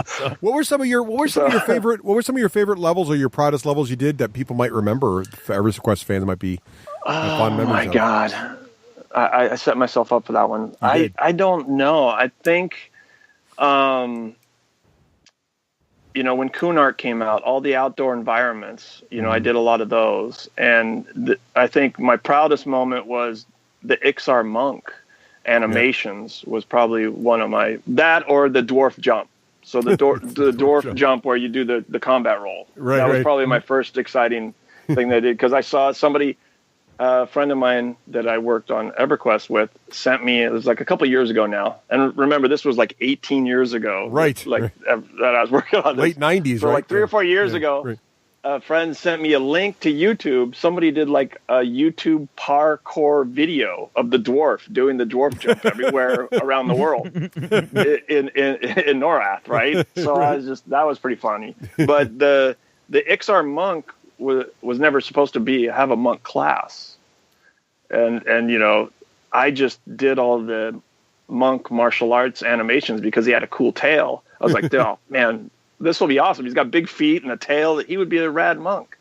And one of the other producers saw it, and the owner of at that point, I think we were back to 989 Studios, because we went from Sony to Variant to 989, and then after it was a huge success, Sony bought us back. So there was all that maneuvering as far as the name of the company that was producing EverQuest, but. When they saw all those monk animations, press saw that and it was done. It had to be a monk now. So I was pretty proud. It's like, cool, I get to play a monk, Ixar monk. That's awesome. But then I left. Even after I left, they were still finding some of my old level, because I made some pretty crazy giant levels back then. And I'm trying so hard right now to remember the one really big ice one that I did, and they took so many chunks of it and moved it to all these other different levels because it was too big.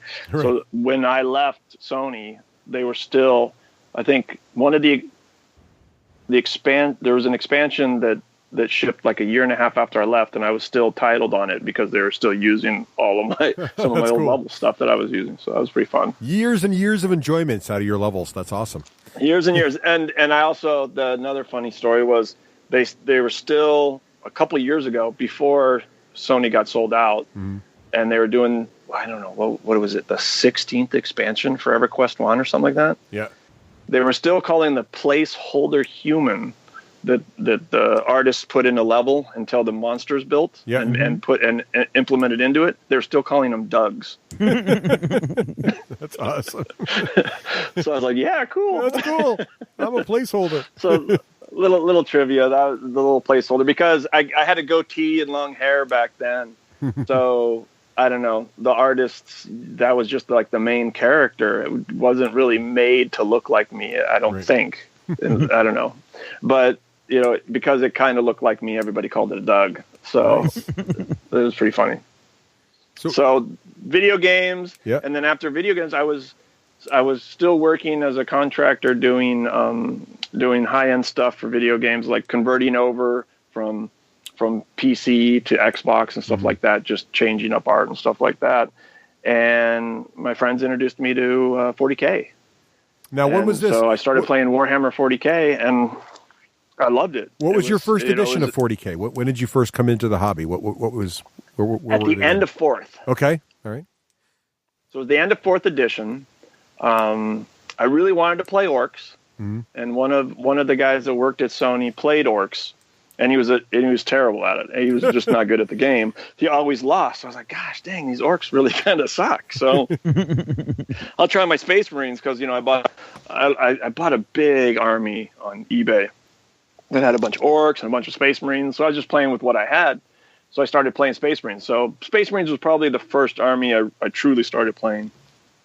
But then when I realized orcs, and I was still building and painting all my orcs, I just wasn't playing with them initially. And then I'm like, I'm getting tired of Space Marines. I'm going to play my orcs. And I started like competing in 40K with my orcs, and I loved them. The old battle wagon, Death Rolla. 20 orcs, the battle wagon blows up and you got 20 orcs on the table. Yeah, I remember those days. I used to I was like grabbing these handful of orcs to go over to the other side of the table. And I'm like, you know what, I'm just going to make this tray and magnetize it and put little magnets under my orcs just so I have like a little 20-man tray for each one of my orcs in the battle wagon so I can just grab that and go over when they blow up because the battle wagons always blow up. Right, of course, they're battle wagons. Of course, they're battle wagons. Right. So that's kind of how Tablewar started with the trays, these trays I was using, because then I started getting all these trays and then I go over to my friends. I'm like, I'm going to build a case to go with the trays. Mm-hmm. And my longtime friend from 4th grade, who was he was an executive in Intel and living over in China at the time, doing manufacturing stuff like that. He saw what I was doing. He's like, we got to do this. We got to make a company. This is too cool. Nobody else does this. And I'm like, no. I'm like, it's just kind of my thing. And all my friends were asking me to make trays for them and stuff for their armies. So that's kind of how Tablewar started with our transport. Now, what year was that? What year did you make your first case? So we're 6 years in now. Oh, nice. So 2010 is, I think, the first trip I took over to China. Very cool. To look at the manufacturing and stuff like that, and all the injection molding stuff and everything. And it's awesome. We tried hard to do it here in the States, but with the kind of cases I wanted and the size they were, nobody would do them unless you did like 40,000 units a quarter. And I'm like, nah, we're not that big yet. I wish we were, but we just can't do that. So we had to really look. We looked at Mexico, China, everywhere, to see how we can make this happen. And because of my buddy Todd and now business partner and CFO of Tablewar, he's like, this is how we got to do it. This is the way to do it to get things started. And we just started going with the Tablewar cases. And now we've got, the 3 different sizes of cases, the mini case that fit, that all the artists use for all the, art competitions or any of the skirmish games. Everybody uses our little mini case. Right. Because that actually fits underneath your seat on the planes too. So when all these artists are traveling around the world with their high-end, golden demon paint job type models, and they don't want to put them in foam, they use the Tablewar case. Yeah. So that's how that started. And then I was for the mats, I'm sitting there playing a deck building game. I think it was Star Trek with my son and wife. And, waiting for them to finish their argument about which ones they wanted to take, off the deck or how to build the deck or, the Borg's going to kill us now. I'd be sitting there rolling my dice, the 20-sider on the little game mat we had. And I'm rolling it. And, after, weeks and weeks of doing this, I'm like, yeah, I want this on 40K. Right. I want a big, gorgeous mat, because, you get, I used to get gravel hands. I don't know if you. I don't know if you that's scratch just a local term we call. No. But, we had that problem too because Craig mentioned in Rapid Fire this episode all the tables that we used to have. So I don't know if you know this, Doug, but I used to run a gaming store. We started the Daka Daka website way back in the day, dakadaka.com, and we had a gaming store that was Daka Daka up here in New Hampshire, and we made all the tables. But back then. When you made gaming tables, we did the same technique that Games Workshop sort of pioneered, which was the idea that you'd cut polystyrene into cool hilly shapes and you'd cover the whole thing with Elmer's glue and sand, and then you'd paint it. And so you'd get this really awesome, nearly indestructible sort of, surface that was like when you base your models. This awesome table, but you're right. Every time you pick the dice up, you scratch your knuckles on the gravelly table, and you eventually get your really messed up knuckles. Not to mention which the dice just bounce all over the place. And it's hard to change the tables out. You can't make if you've got this really beautiful, very heavy table built out, how do you change from, fantasy to sci-fi, and how do you go from there wasn't much changing out. It was luckily you had so much floor space, it was all pretty much out all the time. Right, so we had a dedicated Battlefleet Gothic table and a dedicated Mordheim table and a dedicated 40K table, and you might be able to change the buildings and the trees to get from fantasy Inquisitor. to 40K. Yeah, right, Inquisitor. Oh yeah, Inquisitor. Some of those tables that would never be used for anything else. But it's been fun to watch the neoprene mat explosion And I have a good friend of mine who has a gaming store now here in Manchester, and he has all of your products, and that's all he uses on his tables. And it is awesome because in a moment he can change the look of the table from a cityscape with streets and intersections and lines on the streets and all this stuff to a fantasy battlefield, to a World War II, a hedgerow instantly. Right. Looks beautiful. Not only that, I mean, the huge thing for Gordon is he's so much more relaxed now because a spilled soda isn't going to completely destroy the table. That's the thing. And how did you? So what was it? It was basically that you were playing on sort of the smaller neoprene mats that the card games. Yeah. So I had one for my Magic, for Magic, and we had one for the deck building game, and I just love them. I love the feel of the mat. I love the the silent die rolling on them. Yes. Right. And then just the way models and stuff can move and slide on it easily. Right. It's not like it's not like the harder plastic, like the nylon or why can't I think of the word right now? Nylon or what's the other mats that they have the heavy creases that are the hard plastic. Gosh. I forget what you're talking about, but I know what you mean. They're very the seams are very vinyl. Yes. So there you go. The vinyl ones where if you roll the dice at the wrong angle, they just shoot off the board, kind of thing, right? So the material, the fabric on top of the neoprene, it's a thing for me because I used to go to all these tournaments and you'd go to some of the ones that just had the raw plastic tables and you're rolling all these dice on it. And, I had a handful of dice because I was running orcs at the time, and you're chucking all these dice and it's just loud and obnoxious. And, at home, I'm sitting there and I'm rolling these dice on these mats and I'm like, oh, it's so silent, it's so quiet. I love it, Right. So that's kind of how it started. And it took me a little while to convince my business partner that this is the way to go. We got to do this. We have to do this. And he said, okay. So, and no one was else. Were you guys the first to market for this? Because they're kind of becoming common now. But you guys, we were the first. Yeah, we were the first. We had the big Kickstarter. We called them Mega Mats back in the Kickstarter, and then we came up with the Fat Mat name just to kind of. And where does that? What does that mean? Because it's F period H period T period. Fast action tablescape mats. Ooh, there you go. Okay. My son calls them something not so PG, effing awesome tableware mats, but that's awesome. So that's where it started, and basically, with the Kickstarter started, I had put up, I did rough, low res images for a lot of these mats, off my iPhone, in Photoshop on my iPhone. Yeah.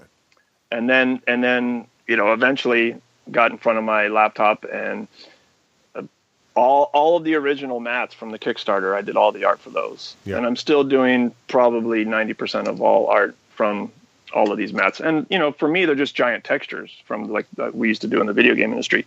But as things have grown and now I'm working on other, inventions, as it were, I brought on two other of my longtime video game artist friends that I've worked with.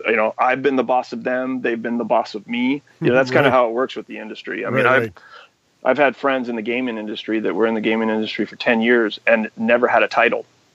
Right.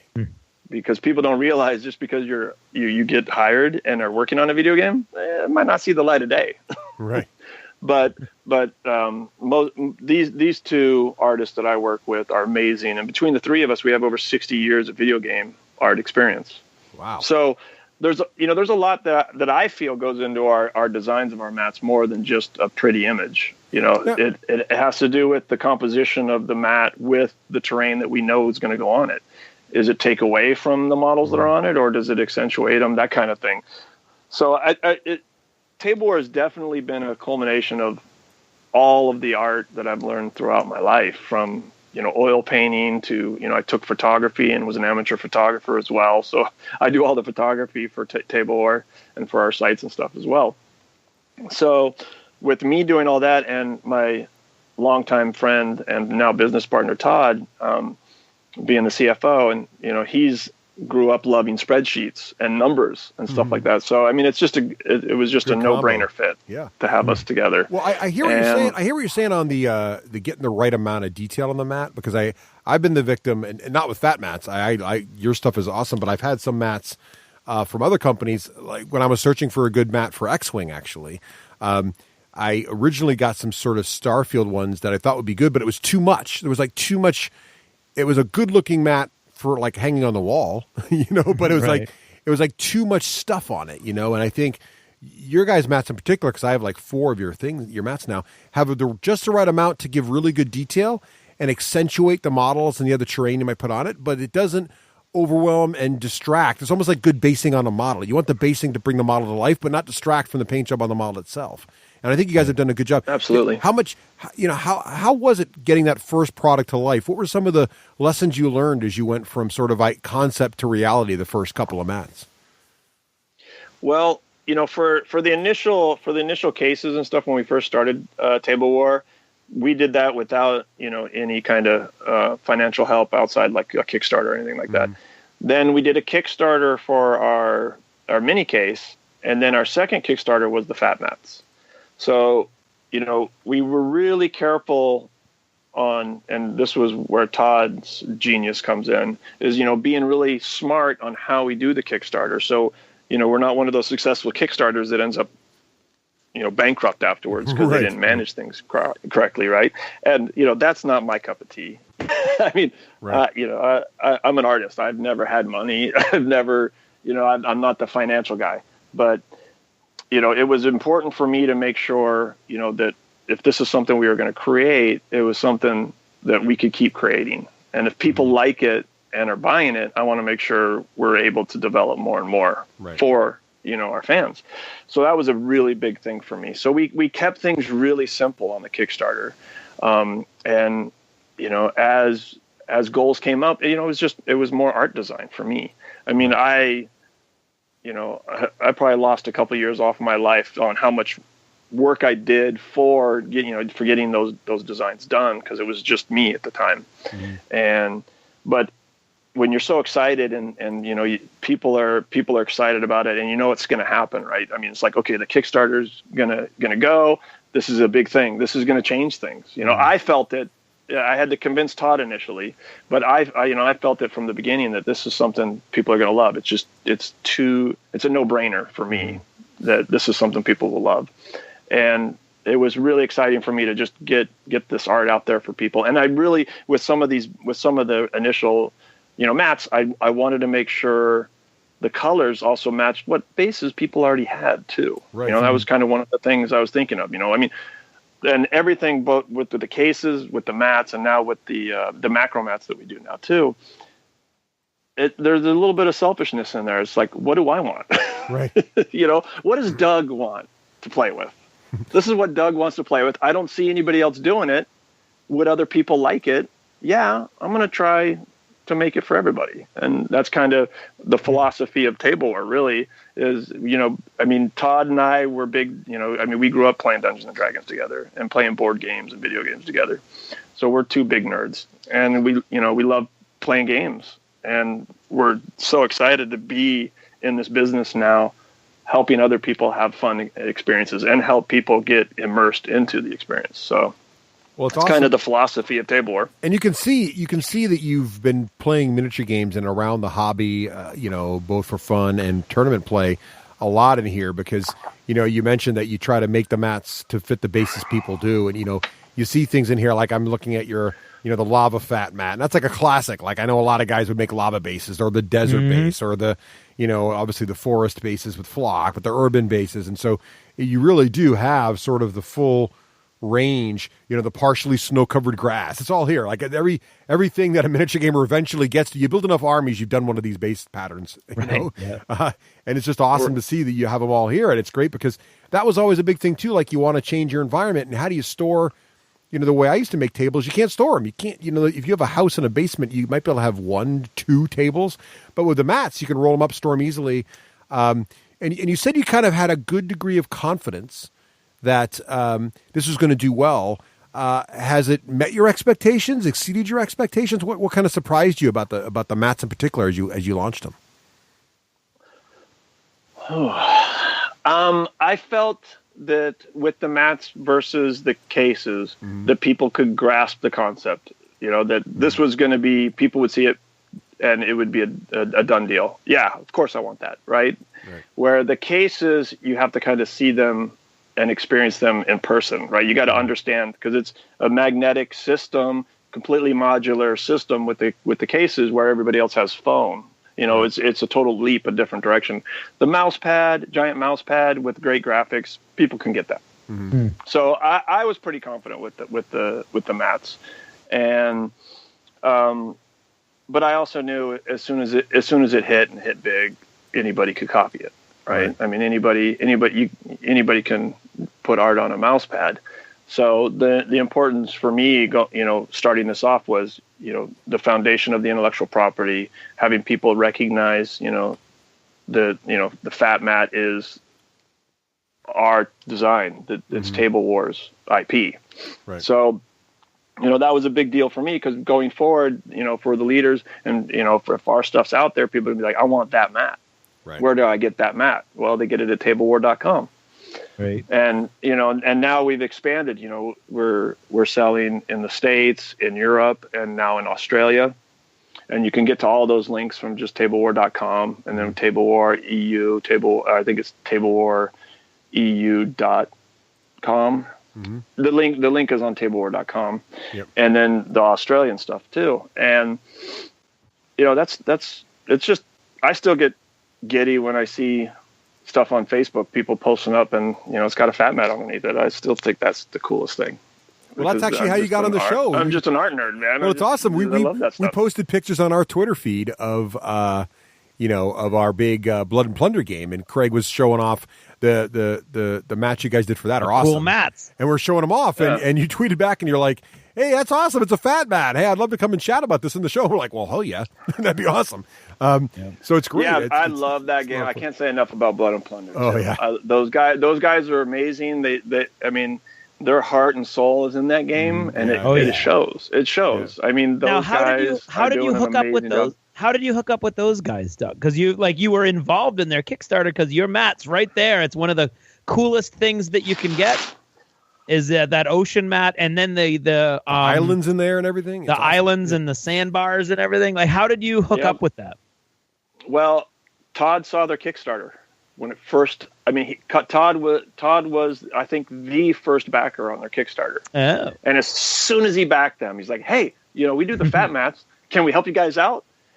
And they're like, "Absolutely." So while that Kickstarter was going, I made. Oh wow, that's awesome! So, I mean, that was fast. We didn't even know about the Blood and Plunder until the Kickstarter started, and we were both Todd and I. We saw that Kickstarter, and we're like, we are gonna just play. We're gonna lose so many hours in this game. We're so excited, and they're just a great group of guys, and it just clicked. And that's, this industry is so small and I love talking to people about anything, right? I mean, anybody sees me, come up, talk to me, I will geek out until you say, hey, I got to get home. I got to go home. So, with other, gamers or creating stuff. And, I love supporting any arts, video games, movies, theater. I love kids. Like, I think 2 or 3 years ago at Adepticon, I think we gave more prize support to the Youngbloods tournament, which had like 16 kids in it, than we did some of the other bigger events, just because, I love supporting the kids too, because I was one of those kids. And when I'm handing one of those kids a big F.A.T mat, because, they got best painted, and I'm like, hey, here, this F.A.T mat matches your army bases. Congratulations. And they're just like, awesome. I was that kid. I still am that kid. Right. I still get toys, and I'm like that kid. Yep. So I love being able to be that Santa Claus for them too, kind of guy. So I'm a huge supporter of getting kids into games, because games changed my life. So I think there's a positive twist to games. Now there's some negative stuff when it comes to MMOs and forgetting to eat and go to school or go to your job or whatever. But, it's just a creative outlet that I think is an amazing thing that everybody should have fun doing. And if I can help, I'm all for it. And then the macro mats is our third Kickstarter that we did. And that's the mini photo backdrops, which is basically, a mouse paddy. It's a thinner material than the game ones. I'm really picky about our material that we use versus some of the other materials for, some of these other mouse pad ones. We do an eco-friendly type of rubber. It's a little more expensive, but it's a little denser, which lets the mat fold out flatter. So Doug, kind of I'm a stickler point for me. I'm intrigued by the macro mats, Doug, because I do shoot a lot of. I'm not a professional photographer or anything like that. I like to take pictures, but Craig knows that ever since I got involved with Daka, I love to take pictures of models and put them on the internet. It's just a thing, and I tweet them all the time now on social media. And I didn't know you guys did these little macro mats designed as backdrops for photography. They're awesome, and I love the little clip thing you have on here that slopes it perfectly so you can get the right angle with your models there. So for a novice like me, how do I choose between, like, let's say, the cool background and the warm background and the gradient background? Like, what should I be thinking about when I'm choosing which background to buy? A contrasting color to whatever you're shooting. So what I did, and the reason why I picked like the cool and the warm as the two base ones to go with the set is, one, that kind of background. I mean, you see it at like Sears photos, family photo type stuff. It's a blurry background, but the light also draws, with photography, your eyes drawn to the light. So if you have the lightest part of the backdrop behind whatever you're shooting, your eyes are automatically drawn there. The reason why I did the macro mat is I kept seeing all these beautifully painted miniatures on all these different Facebook groups and stuff like that. And I'm like, geez, put something so we can, you're doing it on an iPhone or, a camera phone where you can't tell when you're taking the shot, but it's not quite focused on your thing. It's focused on that paint bucket behind you, right? Or your water bucket behind your water glass behind you, and not your model. So so I have, like, in our Kickstarter, I had that image, right? Our backdrop with one of the models I painted, or the model I painted with all my paint supplies behind it on the dirty paint pad that I paint on. And you can see the difference between the two, just how vibrant and how much it just shows off whatever you're trying to, show off. So with those warm and cools, having that kind of blurry fogged look, it just helps your camera phone actually focus on your model. Right. So it's just one less thing that maybe your eye can't catch initially until you've posted it and zoomed in on it or whatever on Facebook or wherever you're posting it. You can't usually tell until you get in there. Oh, wait, the base was in focus, but my guy wasn't, or something in the background was the focus point. So I'm actually I'm going to be going to the Nova Open, and they asked me to do like a little photo class. So I'm going to probably do a little photo class with the macro mat there, kind of just showing people. And then I'm also going to start doing videos and stuff to kind of show people how to do things. Oh, very cool. I mean, it's really the backdrops themselves are what help, keep your camera phone in focus on the media you want to, show off, which is nice. That's awesome. So that was kind of the thing there. And then the extra bar there is because, and this is kind of, I've already leaked this out, that, we're obviously going to make bigger mats. Right now we do the 15 by 30. We're going to have 30 by 30s coming out real soon too, and a bunch of different varieties of the backdrops. But going back to your question, how do you pick the cool over the warm? Depending on what what's the primary colors of your model. If the primary colors of your model, if you're doing, like your daughter's doing some circle, right? So there's a lot of flesh tones and a lot of browns in, the beast that she's painting or whatever. Right. Then the cool mat will help make her model pop out of that picture a little bit better. So what you want is that contrasting color to be your background. Whatever is kind of opposite of your primary colors in the model that you're trying to shoot. Is usually the way you want to go. Awesome. I'm having trouble not ordering this right now on your website. I'm clicking on it. I'm like, I must get this. I'm looking, and the full set is the only one that comes with a photo stand. Is that right, Doug? Yeah. So the full set comes with 3 mats and the full photo stand with the bag as well. Right. Yeah. So there you go.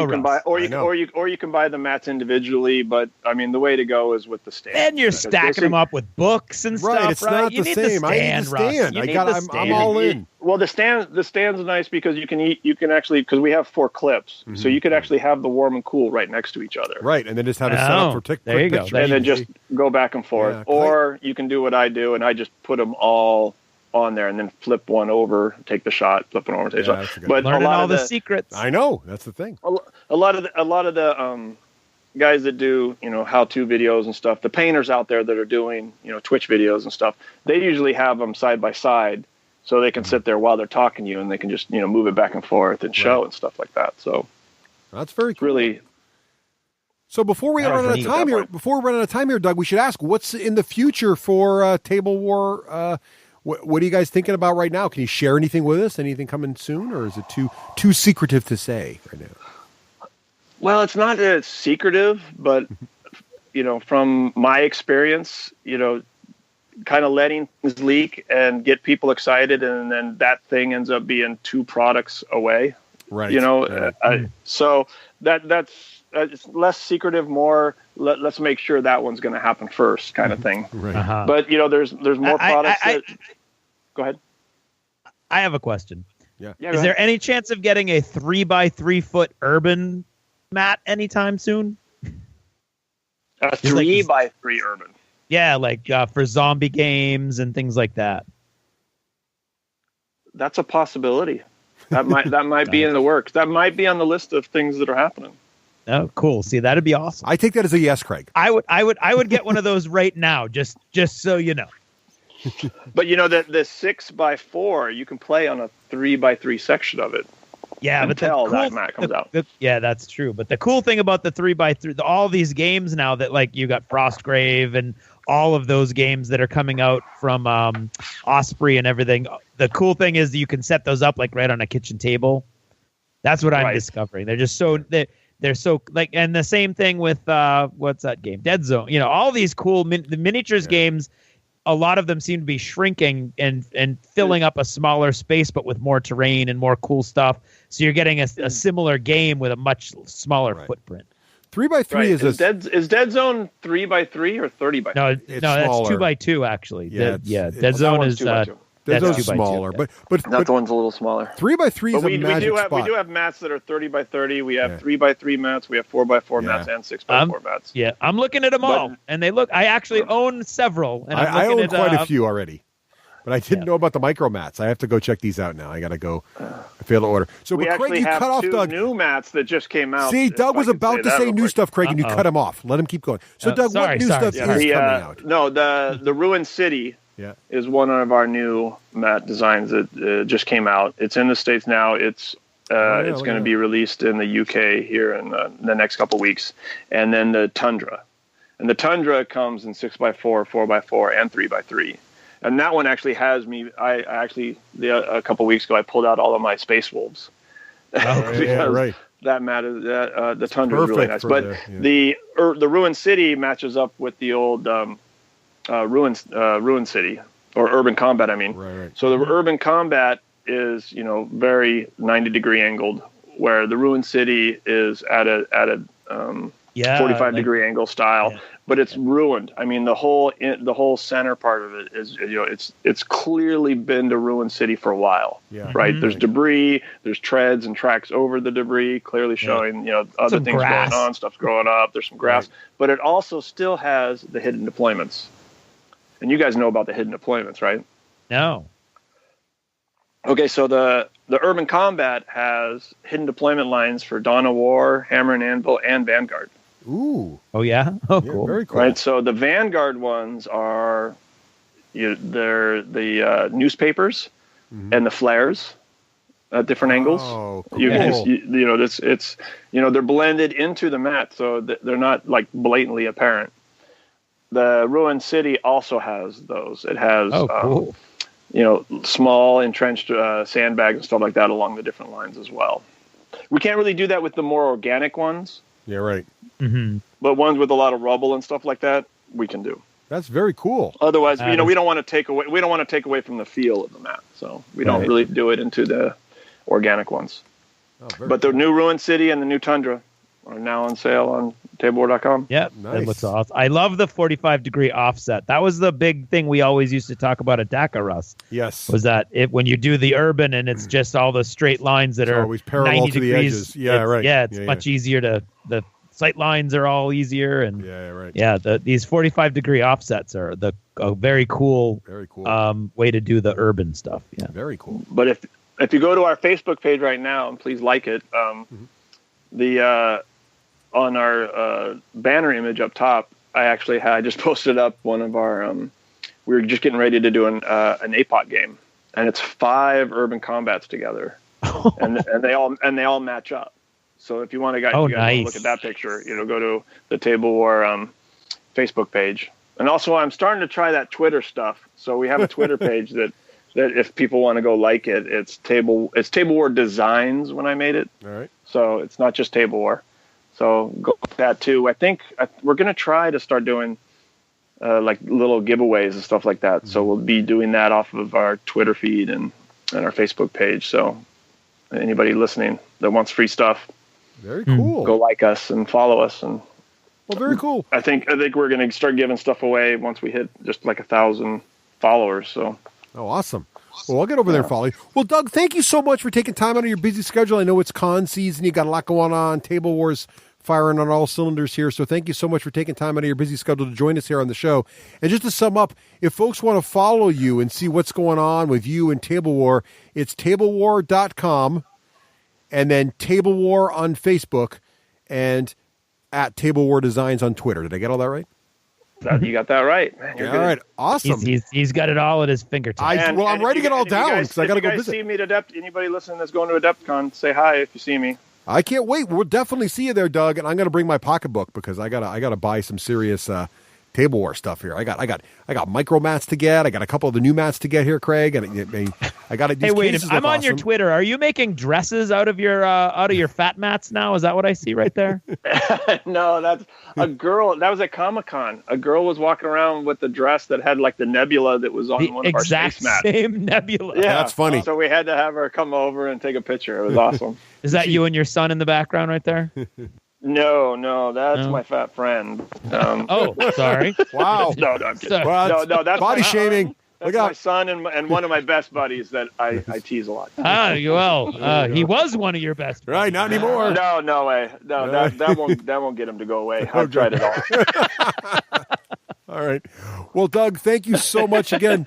I really appreciate it. Best of luck with Tablewar. I don't think you need it. You guys are rocking it over there. And we're looking forward to see you at Adepticon. Oh, I can't wait to see you guys and get our pirate on. That's right. Arr, be hearties. Arr, be matey. Got some blood to spill and plunder to plunder. Indeed. This is Total Fangirl. Regular Jane most days, Total Fangirl when the moment strikes. Han shot first. Starbuck is a guy. And Lestat, now there's a vampire.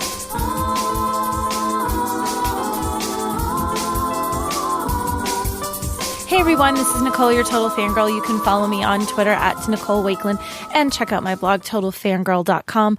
Our shout out is to all of our wonderful supporters over at Patreon. Head to patreon.com/the D6 Generation and you too can support the show.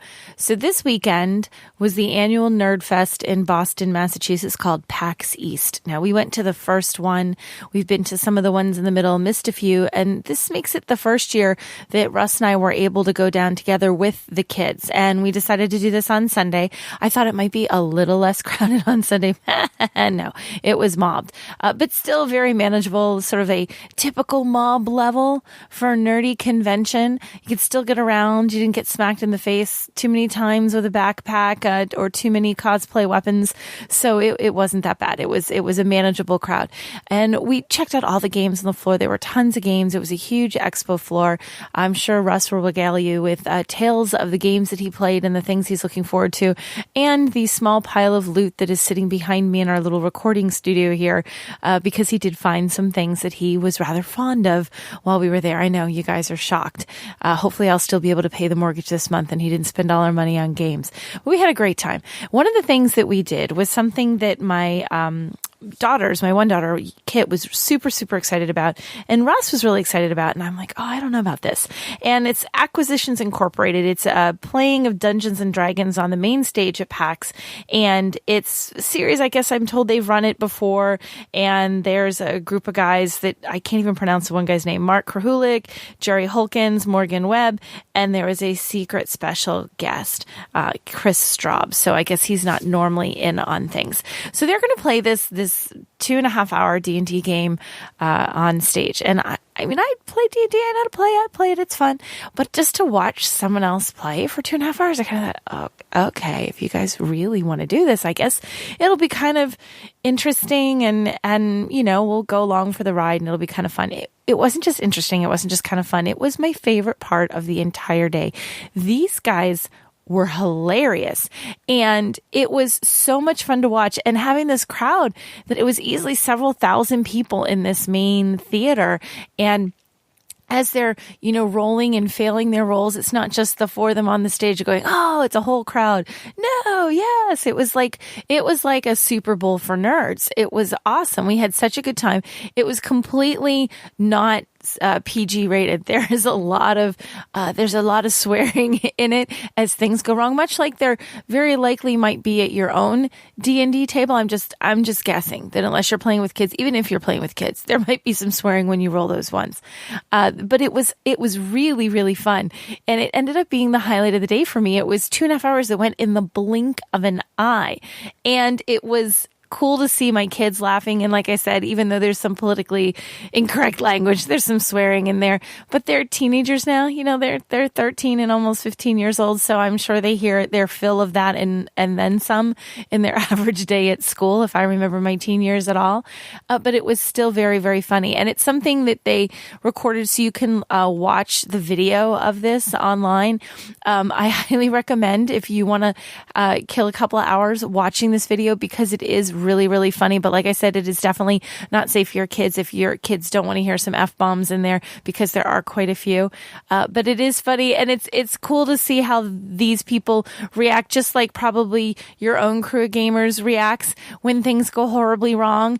And, you know, one of you is dead, just barely dead, maybe barely alive, holding on by a thread, and somehow, you know, just sort of in the corner, while the rest of you are trying to fight giants of some such or whatever beastie is coming in through the door. So I was a little surprised. Well, although I went to PAX East because I was really looking forward to seeing the games and hanging out with my family and experiencing that, which is always the best part of conventions for me, is getting to share it with Russ and getting to share it with the kids. I wasn't looking forward to spending 2.5 hours listening to a D&D game played by people that I don't know in a campaign I don't know with characters I don't know. But it turned out to be one of the best parts of the convention. We were all laughing and talking about it in the car on the way home that day. It was a highlight for all of us. So if you're going to one of the many PAXs, aren't there like 3 or 4 of them now, I think? And they're running this. It is so worth standing in the line in the queue ahead of time to go in and see it. And if you don't get to see it, or even if you're not going to the conventions, definitely go online, Google it, and you'll find it and watch this, because it is one of the funniest 2.5 hours of D&D I have ever heard.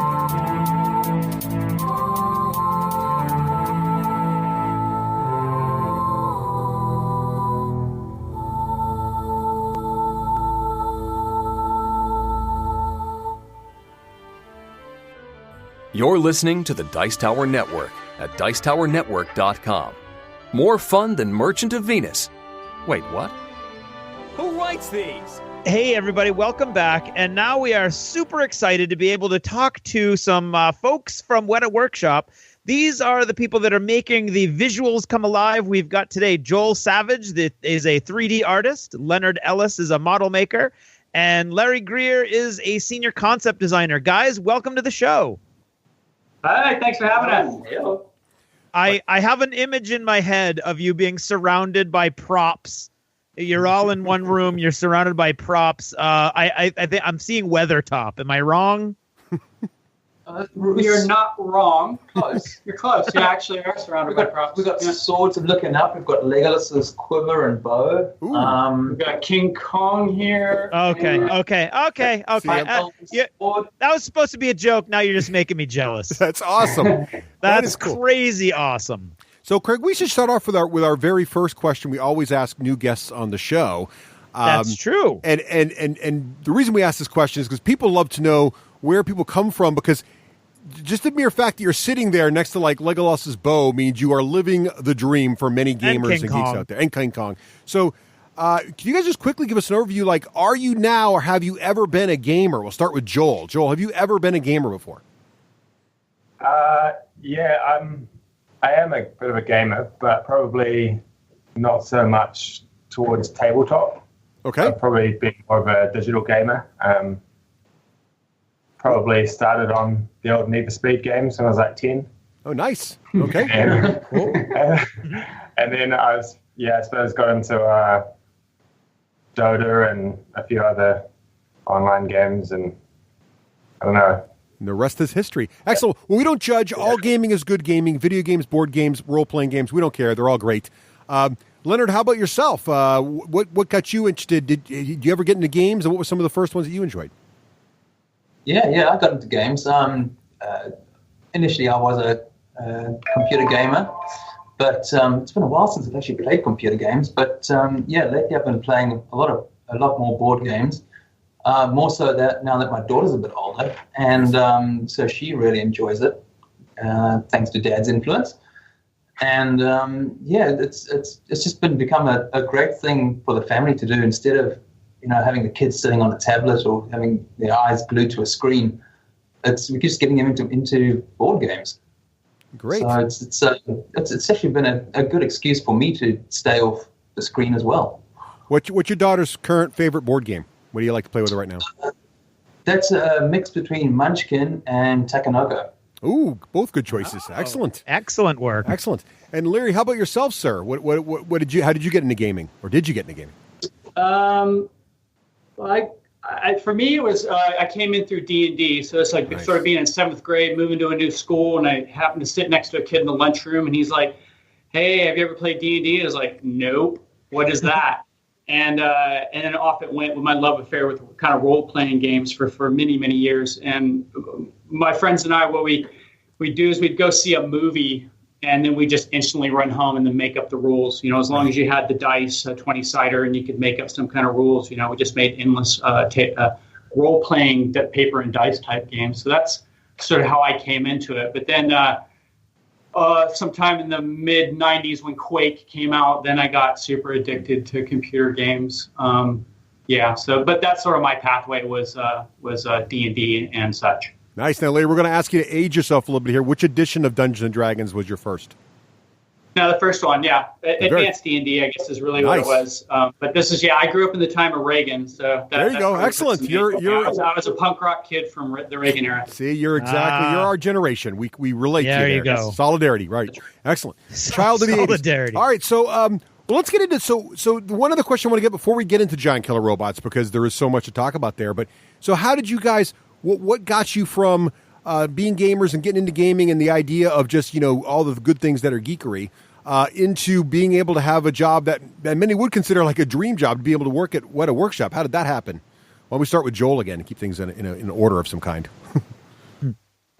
Well, I actually kind of stumbled across it. While I was in university, I was actually doing industrial design. So I was kind of heading in a different direction, but I just saw a whole bunch of people doing animation and a whole bunch of 3D program stuff, and I just kind of got intrigued by it and ended up changing my degree to a 3D degree. And pretty much, to be honest, got straight out of uni onto GKR about 2 years ago. Oh, wow. And because they were needing 3D modelers, and I had a friend that had got in a couple months before. So he pretty much put me forward and said, we need someone for this job, and I pretty much just got straight in. Oh, very cool. So it's all about the networking. That's right. So who you know. That's what I've been told. And then I've been busy since. Excellent. So. Leonard, what about yourself? How did you get hooked up with Weta? Well, I've always built models and that as a kid. And when I left high school in the late 90s, I started doing 3D modeling. And this was back in South Africa. And I wanted to work in the game industry, which is really, really, really tiny in South Africa. But New Zealand was starting to grow in the game industry. And so my parents had moved over here. So I just followed them over and worked a few years as a 3D artist, as a character artist. And in my spare time, I found I started getting a little bit bored of working on a computer all day and then coming home and working on a computer as well. So I started doing sculpting. And where to have the Dr. Grawbort's property, which is the ray gun stuff. And Greg had designed a whole lot of really cool characters, and I did a sculpt of Arch Chancellor Venetrix Superior the Lesser. And so I did a little bust of that, a quarter scale bust, and Richard saw it because I posted pictures on the Weta forum, and Greg showed Richard, and Richard liked it, and he wanted a copy. And a little bit of a steamroll, and then Richard invited me down to workshop just for a couple of weeks as a look-see to see what it was like working in the workshop. And this was when they were in full swing in the Hobbit, and he said to me, if I'm ever in Wellington looking for a job, just let him know. And so a few months later, I ended up in Wellington looking for a job. and I've been at Weta ever since. And so that's been now almost 6 years. Wow, nice. Wow. So that goes to show that you can get in there, just be good at what you're doing, and get your stuff seen. Right. Yeah, it's definitely just be persevering and stuff, and practice, and just go for it. So it's definitely possible. That's why we're all here. Great. Yeah, and I'm sure you weren't a jerk on the forum either, though. That's important too. That's important. Yeah. Well, no, that's the thing, is that there's very, very few. There's no jerks at Weta Workshop, and they get weeded out very quickly. The workshop is just an awesome place to be in, and that's one of the main things, is that it's when the things get tough here, it's the people that pull everything through, because you can rely on your coworkers when things get really tough. Nice. That just sounds awesome on so many different levels. Right. And Larry, what about you? How did you get involved with Weta? Just basically who you know kind of thing. So I was living in San Francisco with my wife, and her best friend is a girl named Kate, and her partner is a guy named Greg, and he's an absolute video game console type nut job guy. He's one of these guys that, like, every time there was a console launch, he'd have to have the console from that region. Oh, wow. So, for instance, whenever, say, Nintendo or PlayStation or whoever was launching a console, he'd fly to Japan and then kind of sleep on the street and then make sure he was first in line kind of thing. Anyways, he used to come over and crash on our couch whenever America was about to launch their consoles, so various Xboxes and PlayStations. And so we just kind of became friends that way. And then when my wife and I moved to New Zealand, I was just doing kind of web designs type stuff. And then along came a project called Halo. It was a movie going to be made by Neil Blomkamp here. Mm-hmm. And they hadn't really done a lot of sci-fi stuff, and that was sort of my background. So they kind of just invited me in because I was around to do kind of like graphic design and graphic pass on stuff. And that's just basically so it was just who I know. Nice. Awesome. There you go. Again, Get to know people. That's another trick. That's right. You just got to be nice and meet lots and lots of people. It doesn't help to be a recluse, that's for sure. Yeah. That's true. Now,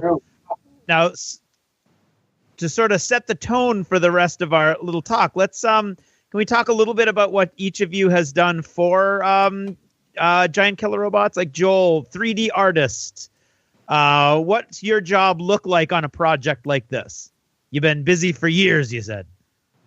So I've been on and off. I started for some of the first concept models and then was off for a year working on films, and I've probably been back on it for the last 7 months. So my job is basically getting the designs from Larry or Christian or kind of wherever it comes from, Paul if it's that direction. And then basically I'm just determining how we're going to make it, what the model is actually going to be for, and then kind of just going through and working out how the model is actually going to go together. And I suppose modeling it. Okay, so the actual game, like turning the artwork into the game pieces, basically. Yeah. So there was a lot of to start with, because we did have the association with the AR testing to start with. Yep. There was we were heading towards digital rigged texture models. And then we're also heading towards kind of marketing models, and then also for the game pieces. So there was quite a lot to kind of think about in the early process. So we kind of modeled different versions of all the robots for different purposes. And that was pretty much my job. And then so going through, once all the robots and everything have been kind of sorted out, I suppose I've been doing lots of other things that have come about through the Kickstarter, or basically just any manufacture pieces would be me and Ryan, another guy from 3D, and yeah. Wow. So the models we see at places like PAX and Gen Con, those are the ones you made? So what ones were they? They were giant killer robots. That's all I know. They look cool.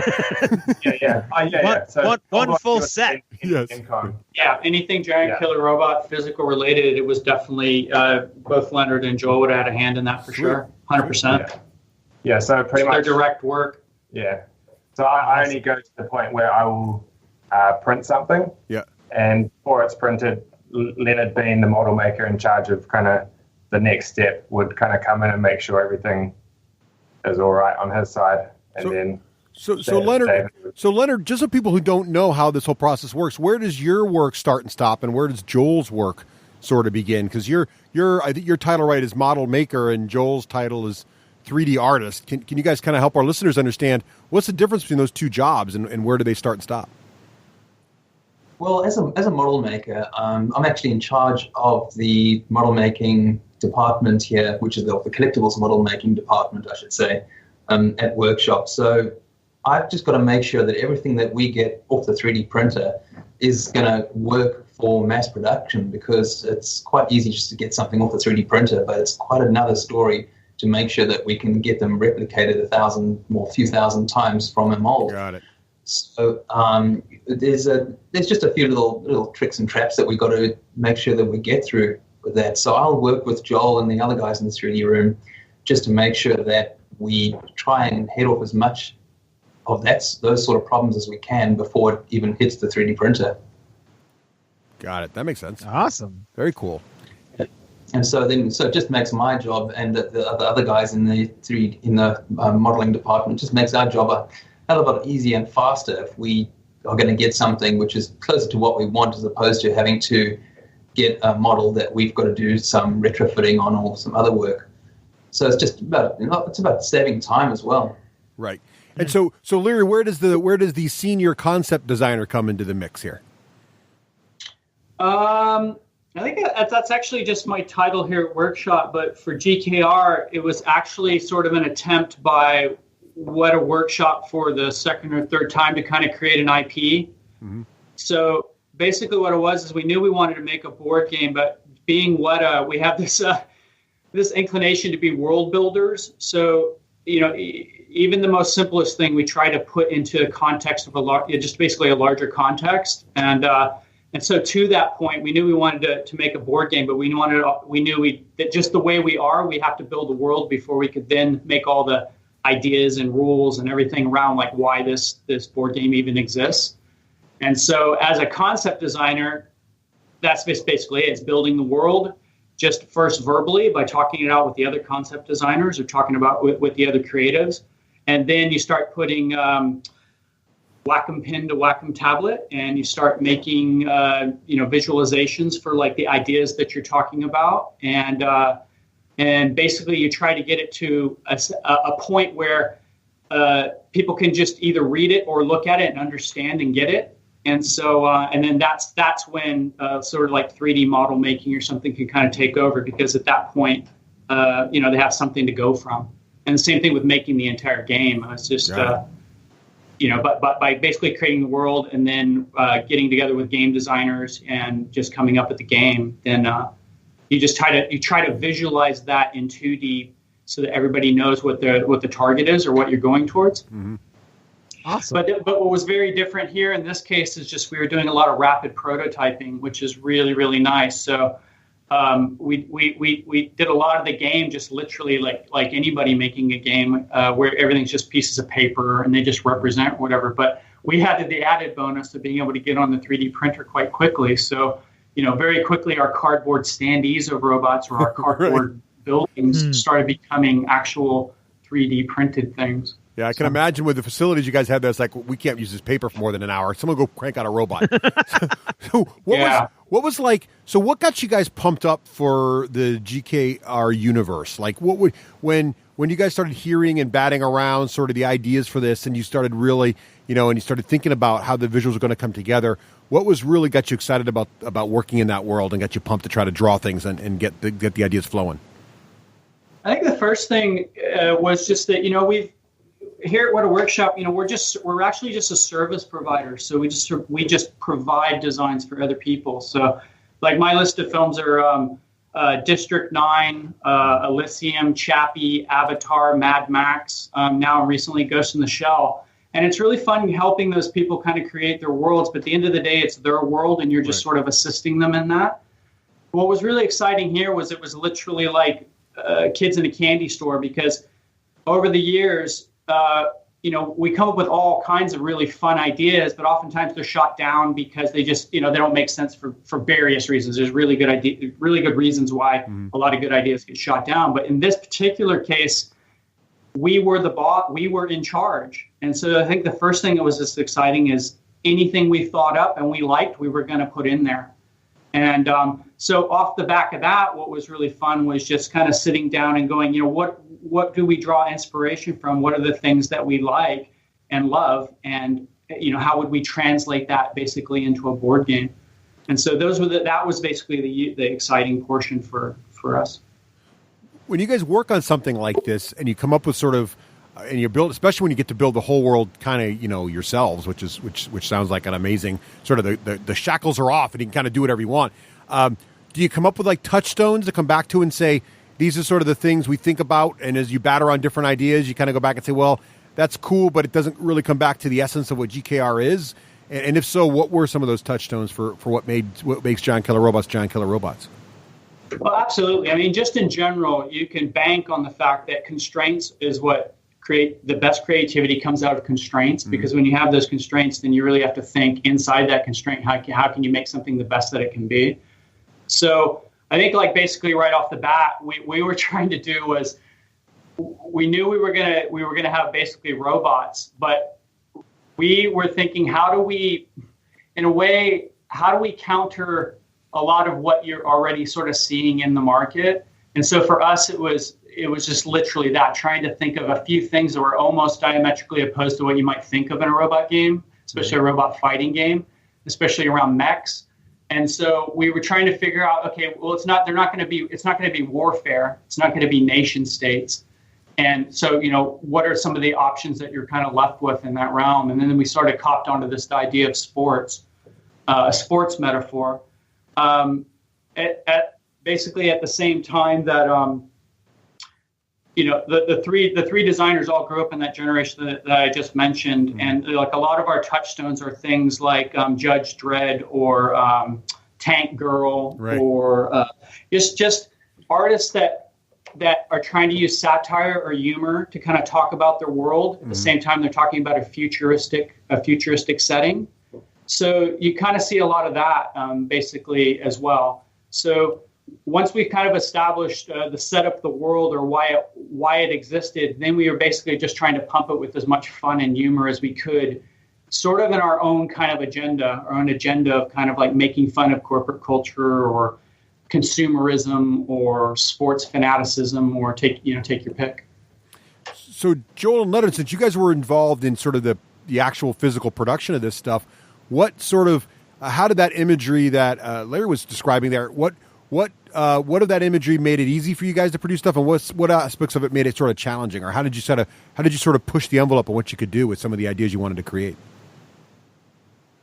It was pretty tough from a 3D modeling point of view because we were given such cool concepts that it was hard to kind of look at and go, how do I improve it?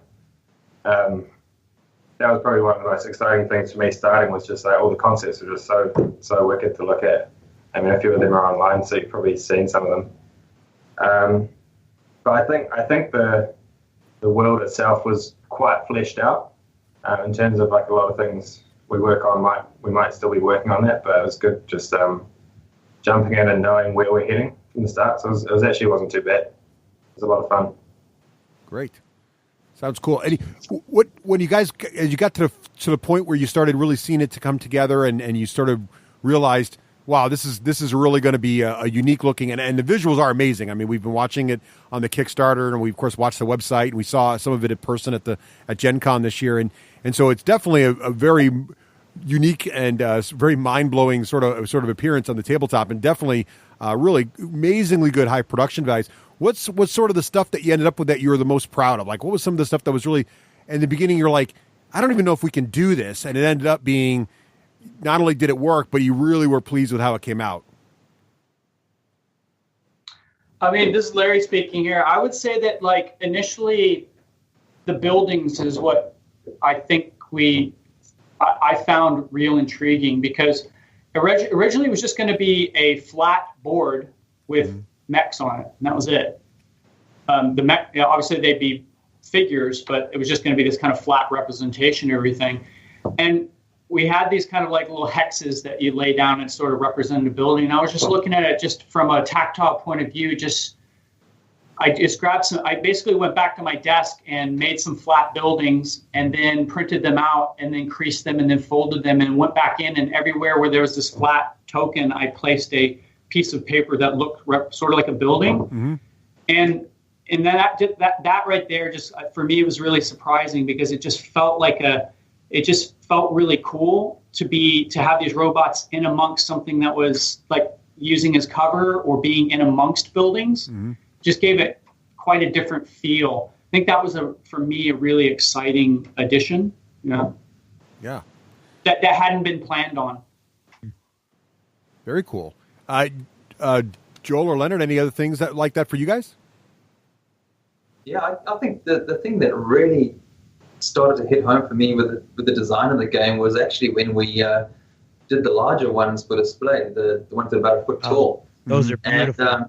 And when we had all those guys lined up in the paint room, and Jules had finished painting them up, man, that really, I think, it reinvigorated something in the workshop with everyone looking at those guys, because the little guys are cool, but those big guys are just absolutely awesome. And so it was really cool to make those guys.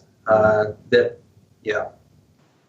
awesome. It kind of almost gave everyone a bit more of a confidence boost again, because they're like, these are actually amazing. Like, we've done some good work on these, and it was real good to see. Even from the cleanup and model work on them and paint jobs and just everything, they just came together so well. Very cool. They look beautiful. Whose idea was it to do those big display cubes as the robots fully realized, and then the ruins sort of in monochrome, so that the robots really stood out? That was a great design choice. Yeah, that was me. And that just goes back to what I was saying about trying to kind of like look at the landscape and figure out what to do different. And so what I noticed is, like, I love comic books, but whenever I go in a comic book store, like, everybody's trying to do the covers, like, crazy colors and crazy poses that they almost become noise. And it's usually the comic book covers that I get attracted to are the ones that are calmer, or like leave a little bit of space to breathe.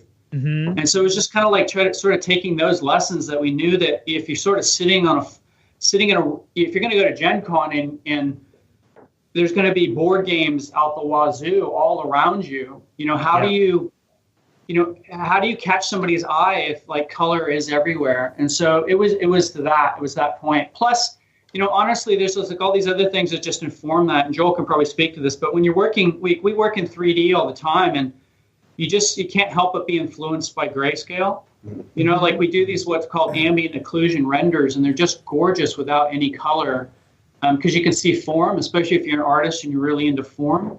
And I think, Leonard, you probably speak to this too. Sometimes unpainted models are just absolutely gorgeous. Just in the primer, it's just great. Yeah. Yeah. So I think a lot of that was just this tactile feel, or the process itself kind of informed that as well. So it was sort of a couple reasons for that, but all basically going back to exactly what you identify, which is, it just presents really well when you have sort of a primary color that hits on almost like a lizard brain level, just on a really clean environment to look at it. So. Yeah, it made for a beautiful, beautiful booth. That's for sure. Sure did. And Craig, I just got a great excuse now not to paint my next army. There you go. I can just say, look, I want you to admire the form. Look at the form of my models. I don't want to impede you with all this crazy color. So I want to ask you guys one more thing. We want to talk to you about the Kickstarter a little bit because it's well underway and it's doing crazy good. But I wanted to ask you more things since you guys have done so much work doing 3D modeling for movies and things like that. What was different about trying to build 3D models that had to actually be usable in a game? Like how did that challenge you in any way differently, or was it pretty much it's the same thing, you just make it smaller, or were there some differences in how you have to sculpt something when you consider people are going to be picking these things up and moving them and that sort of thing? Yeah, probably the biggest thing was I personally don't tend to make a lot of things for consumers. Mm-hmm. So we all, if we have something going on set, there'll always be someone kind of managing it. We want it to be obviously strong and robust, but only to a certain extent that, we're always there to fix it and manage it. But with these, we're going to be sending thousands of them out to people all over the world that are going to be doing, playing rough or, who knows what they're going to be doing. But I suppose it's just, never having to have done that before is quite interesting as to what our tolerances really need to be, I suppose, for strengthening. And a lot of that came through Leonard because he's obviously guiding a lot of the finished products for the molds and stuff. Because my day job here at Weta is working on the collectibles. So I don't do too much movie work anymore. The last movie that I did a lot of work on was The Hobbit. Mm-hmm. So my other movie work has been bits and pieces, but I'm all over the collectibles that Weta sells. So it's just been an extension. The GKR robots, they're essentially, each one is a little collectible as far as we're concerned. Mm.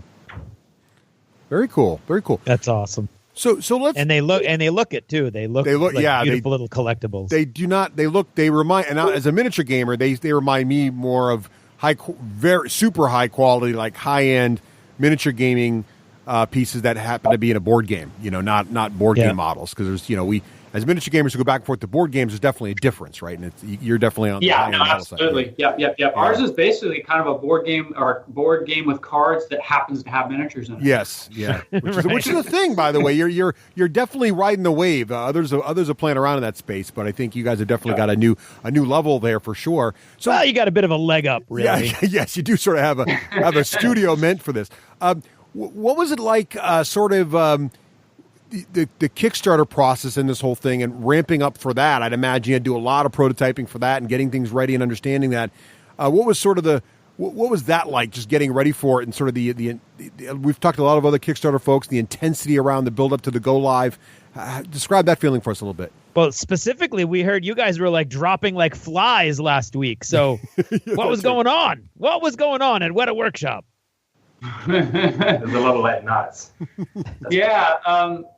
I guess like anything we undertake, there's a lot of research initially. So that's probably, I guess, the boring answer is just going and like hours and hours and hours of looking at Kickstarters and figuring out how they tick and what works and what doesn't work. And And that just across the board, that's Weta Workshop to a T. Anytime we get a job, we just do a ton of research around something. I don't know, that's actually really fun part of the job when you basically get paid to kind of be on the internet learning something new every day. So there's that aspect of it, was just a lot of research. Then there's basically the prototyping phase. So, you start moving into your building, you're actually building the thing, and then you're iterating on it. And so there was just a long process where, before you guys ever saw that page come up, there was, the nuts and bolts of the wireframe of that page going together and having people look at it and say, what do you think? And back and forth. As well as working with our partners, Cryptozoic. Yeah, working with our partners, Cryptozoic. Yep. And so that was sort of like the lead up to it. And then, but like anything, like any project I've ever worked on, there's all these last minute things that you just did not foresee, even though you thought you were kind of ahead of the curve. So, we were here till basically minutes before we hit the button. So I won't lie about that. I was up till 4 a.m, and I think we went live at 6. So. Ooh. Yeah. I think the last few days I was probably even back at Larry's desk like every half an hour for very long days with different versions of different models and a lot of prototype prints and just trying to get everything signed off. And just because we were obviously still quite meticulous with finishing things to a high standard, and it wasn't too stressful, but there was definitely a lot going on. Excellent. Great. So what was it like? Busy. What was the anticipation level? I mean, obviously, you get excited. You figure you got a great idea. You socialized it quite a bit. You'd seen the reaction to various conventions.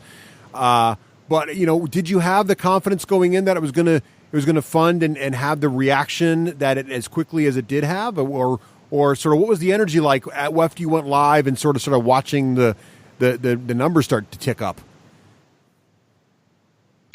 Well, I mean, for me, I just had no idea. This is sort of our first Kickstarter, and I kind of had a sense that all of us here at Workshop were putting our full energy into it. And other times when I've had successes in my life, it was that same level of energy and tiredness, but tiredness towards a goal. So I was kind of cautiously optimistic, but I really just didn't know. And like I said, I went to bed at 4:30, 5 a.m, and my phone started blowing up with texts around 7, 8 in the morning, and they said this thing's going crazy. But I was just so tired, I just kind of turned the phone off. And then when I finally woke up for real around 5 hours, 6 hours later, and looked at we had broken in the time that I had pressed go, gone to sleep for 4 or 5 hours and woke up, we were funded. So I was like, whoa, what's going on here? That's awesome. But I was a bit stunned. I guess that's all I'll say. I just was not prepared for it to go this well, and I just didn't know what to make of it. Awesome. How was everyone else? I mean, I was just super excited, but I was also shell-shocked. I obviously should have been jumping for joy, but it all felt dreamlike. Like this can't. I felt like it was just going to the rug was just going to get pulled out from under me, and it was all a dream. But so that's great. Yeah, and he actually told me he woke up and thought the 100,000 funded was just the goal, and that it hadn't actually made. Yeah, I think it was like I looked on my phone and it had that number there. It was like I think it was like $100,500. So I thought I was actually just looking at like what our funding goal was. I had no real clue. That we had gone, basically by the time I actually looked at it, we had gone $5 over our goal. Nice. Yeah. Well, that's awesome, man. I think that is the way you want it to go. It does, and it obviously speaks to the preparation and all the hard work you guys put into it clearly to have that level of success. So we're really excited. We can't wait to I've already backed it, so I'm in. I can't wait to this thank you. Well, it was. I turned to Craig when we saw it at Gen Con. I'm like, I'm getting this. You realize this is going to happen. So yeah, because again, I'm that era, that theme, the whole, all the movie inspiration you described for it. All the films from the '80s. I'm right there on that. That's my thing. Plus giant robots. It's all win, and it looks great, and it's fantastic models. So I'm all good. Beautiful stuff. Anything you want to say to some of your backers and folks who are excited about it? I mean, what are you most excited about hearing back from folks once they get their hands on the game? For me personally, it's just because I come from a D&D background of like not only D&D but like making my own games off of other people's the back of other people's miniatures. What I'm actually most excited about is to see where homebrew people go with this, because we've built a really robust game, and hand on heart, it's fun. It really is fun as its base rules, but it's just actually also really fun. Just for me, I'm just looking forward to when people really start making like they're crazy. Like I just want to go into a game store and somebody's running a game at GKR and I don't even recognize what they're doing. That's what I'm excited about. Because the possibilities are there. Like it's a pretty. The guy that designed the game is a guy named Matt Hyre, and he's made a pretty robust game just in terms of you can practically just keep adding factions in, or as many players as you want, turn into a big robot rumble, or you can go 2v2, or you can just go head to head, it's a really amazingly robust game. And so, that's for me, that's what I'm excited about is how people are going to take this and play with it and play with the rules. Yeah, that's awesome. Yeah, Matt was on the show last episode. I'm a bit of a rule breaker, so that's why I'm sort of excited about it. That's awesome. Yeah, listeners will have heard Matt on last episode. He shared a lot of the cool mechanics with us, and we're really excited to play from that aspect as well. So that's fantastic. It sounds really good. You guys are hitting it from all possible directions, which is awesome. It sounds like it. So thank you guys. Thank you so much for taking the time out of your busy schedules. I know you still got to watch this Kickstarter thing and make sure all the stretch goals and magic happens there. So we'll let you get back to work. But thank you so much for taking time out of your busy schedule and joining us on the show. I really appreciate it. It was super exciting to get you back. Thank you for having us. Drink Hepsi. That's right. Drink Hepsi.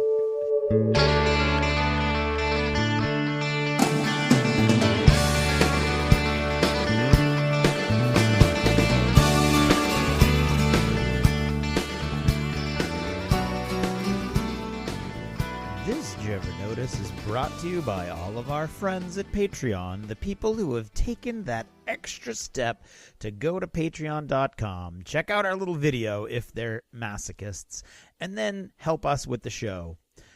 These people keep the show running. Without them, the show would have stopped a long time ago. If you'd like to help out, please go on over to the D6generation.com and check out the Patreon page, or go straight to patreon.com and look for the D6 Generation.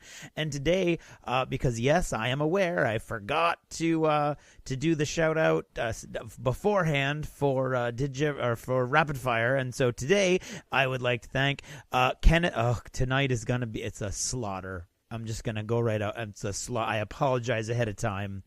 I'm just looking ahead here. Kenneth Gelling. That can't even be close. King Quincy, pretty sure of that. Kirk Klopfenstein, could be either way.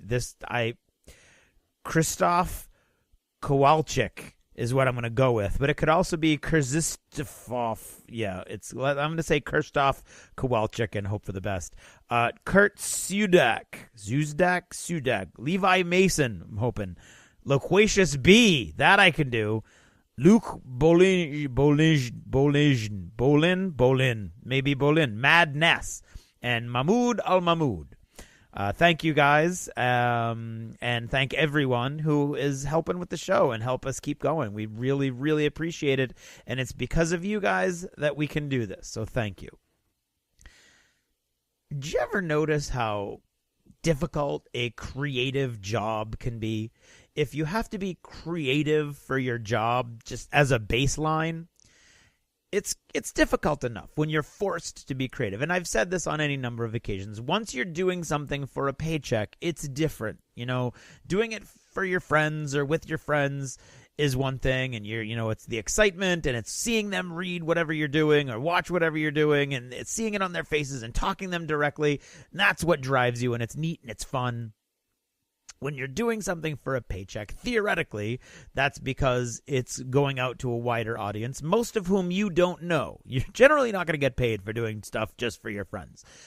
So the stuff is getting out there way beyond your ability to sort of enjoy on a one-on-one basis someone else's appreciation of your creativity.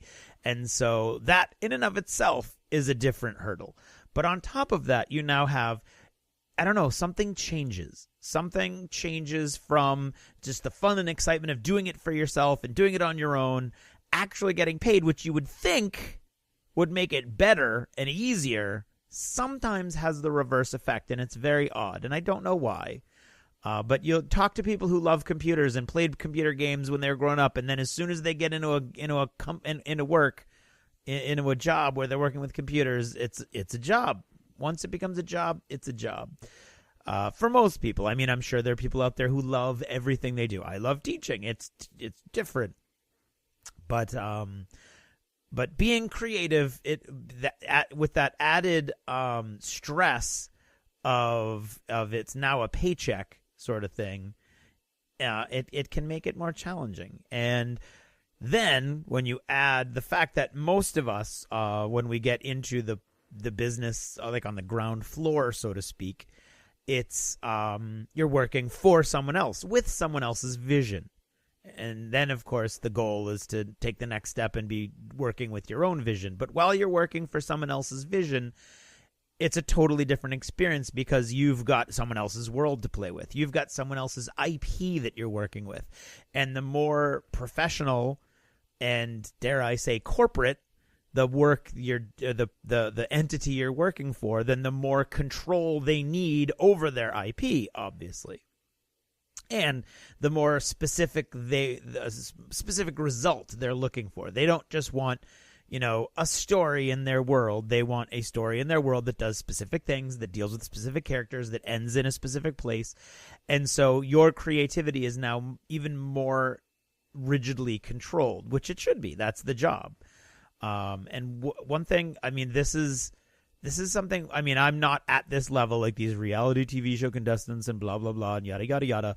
But whenever someone is in one of those environments and their response is always, you can't tell me what to do. I'm a super creative person and I'm just going to do whatever I want, and then they get voted off or they get found, ineligible to continue or whatever the catchphrase is for that particular show. I have no sympathy for them because once you take that person's money or once you join that game or whatever it is that has that specific stated goal, then that's what you're working towards, and you're working towards their goals, not your own. Now, hopefully, and in an ideal situation, all of those goals are going in the same direction, and you can serve them all by doing that work for the people who are paying you. But where your goals and their goals diverge, you've got to finish what you're working on for them first before you go ahead and do your own thing. And when I see people do that, or I have my creative differences, so I broke the contract and left or whatever, to me that's just bad business practice. And you are probably going to sometime wonder why you can't get any more jobs, but I'm not going to wonder that. And it can be tough. I'll give you just one example. In all the different jobs for all the different companies that I've worked for, you've always got, sometimes it's rigid control and sometimes it's very loose control. But, generally you go in with a brief, basically. They tell you this is what we want to do and these are the characters we kind of want to touch on, or this is the theme we want to touch on. And your job is to do that. And occasionally, you can do your own stuff as well and get really creative with it. But other times you're under more restrictions and you're going to be focusing more on what those people want. And as this one example, as I was saying, I was given a brief. It was a relatively specific brief. And I wove it into a story that I thought was really good and ended with a really cool battle that would showcase multiple different things. And I thought it was also very dramatic because of the way that it kind of tied into a bunch of other stuff that I was able to add into the outline along the way. Outlines, very, very important also. Something else to talk about on another day, maybe. And when I got the feedback back, the feedback was, well, this seems really contrived. We don't like this final battle. We want you to do this other way. And I didn't want to do it the other way. And I would love to have made a case for the fact that this final battle was no more contrived than any other final battle in any other fiction that you're going to read. I mean, it was no more contrived than the Battle of Five Armies, for instance. And this one only had 3. But that's not the job. The job is not to fight over the vision. The job is to create the vision, and I would say. And I know there are people that would disagree with me. And I know that there are companies that I would kind of not go up against, but, kind of give a little more pushback and say, oh, wow, I really kind of see it the other way. But when you're dealing with a more rigid corporate structure, you're not going to do that. And so that outline is kind of like somewhere else, because I might go back to that at some point, because I really enjoyed how the whole thing kind of came together. Change the beginning and use the same ending, because now that ending is not going to be in there. But it's the main thing is that's your creativity right there. Your creativity is how do you take their brief and make it into something that works for you and works for them at the same time. And it can be tough, but there's an enjoyment in that as well. And so that's where I am at the moment. I have a new offer for a novel, so I'm excited about that. And I'm working on a couple other things. One of them is this. Now I'm back on track. It's a novella. I'm really excited about that. And there you go. I do have one other thing I would like to say, actually two, but first, if you have emailed me, or if you have direct messaged me, or even just given me a shout out on Skype, and I have not responded, I don't ever ignore anyone on purpose, at least not the first time around. And so if there's like an email pending and you never heard back from me, then please, by all means, email me again. And I will, A, I have a bad memory. B, this whole email on your phone thing, I've still not got the hang of it, even after all these years. So if I'm busy or I'm in a situation where I can kind of check my email but not make a response, and I read your email and then I go, oh, I got to respond to that. But then, something else comes up and it knocks it out of my brain. So I don't ever... I know there are people out there that have emailed and I haven't responded relatively recently, and I went through and I can't find them. So if I have done that, please email me again. Like I said, I don't ignore anybody out of the gate.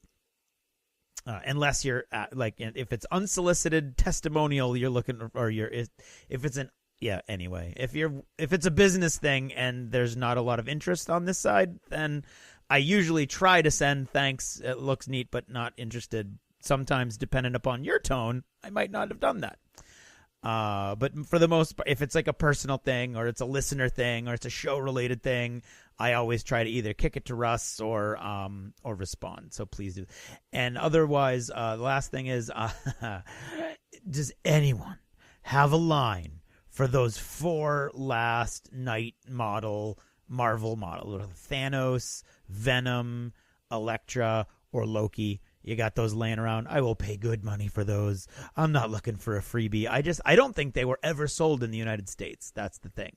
I don't think they were ever available in the U.S. So no matter how much I look, you can't even find them on eBay. Now, I'm not going to pay exorbitant amounts or anything, but I can't even find them, so I don't even know what the market value would be. But anyway, that was just something I wanted to throw out there. For the most part, wanted to talk about creativity and then ask you to email me if I haven't emailed you. Okay? All right. So thank you very much for listening, especially for making it all the way to the end of the show, unless there's a fun little thing right after me. Good night.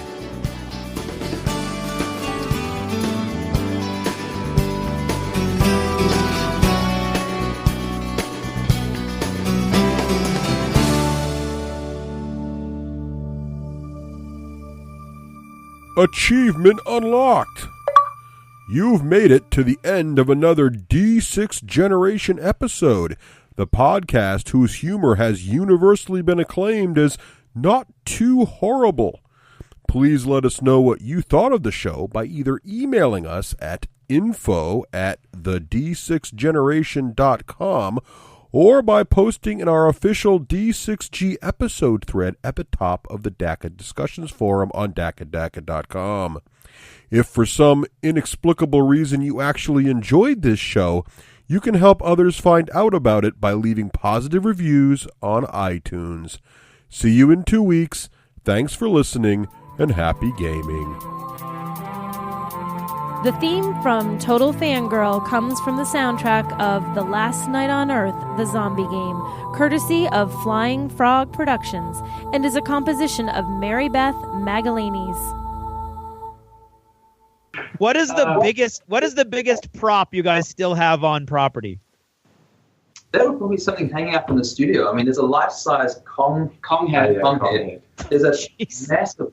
There's a dinosaur skeleton in there. Yeah, yeah. We build a lot of World War II replicas. So there's the front halves of airplanes. There's tanks.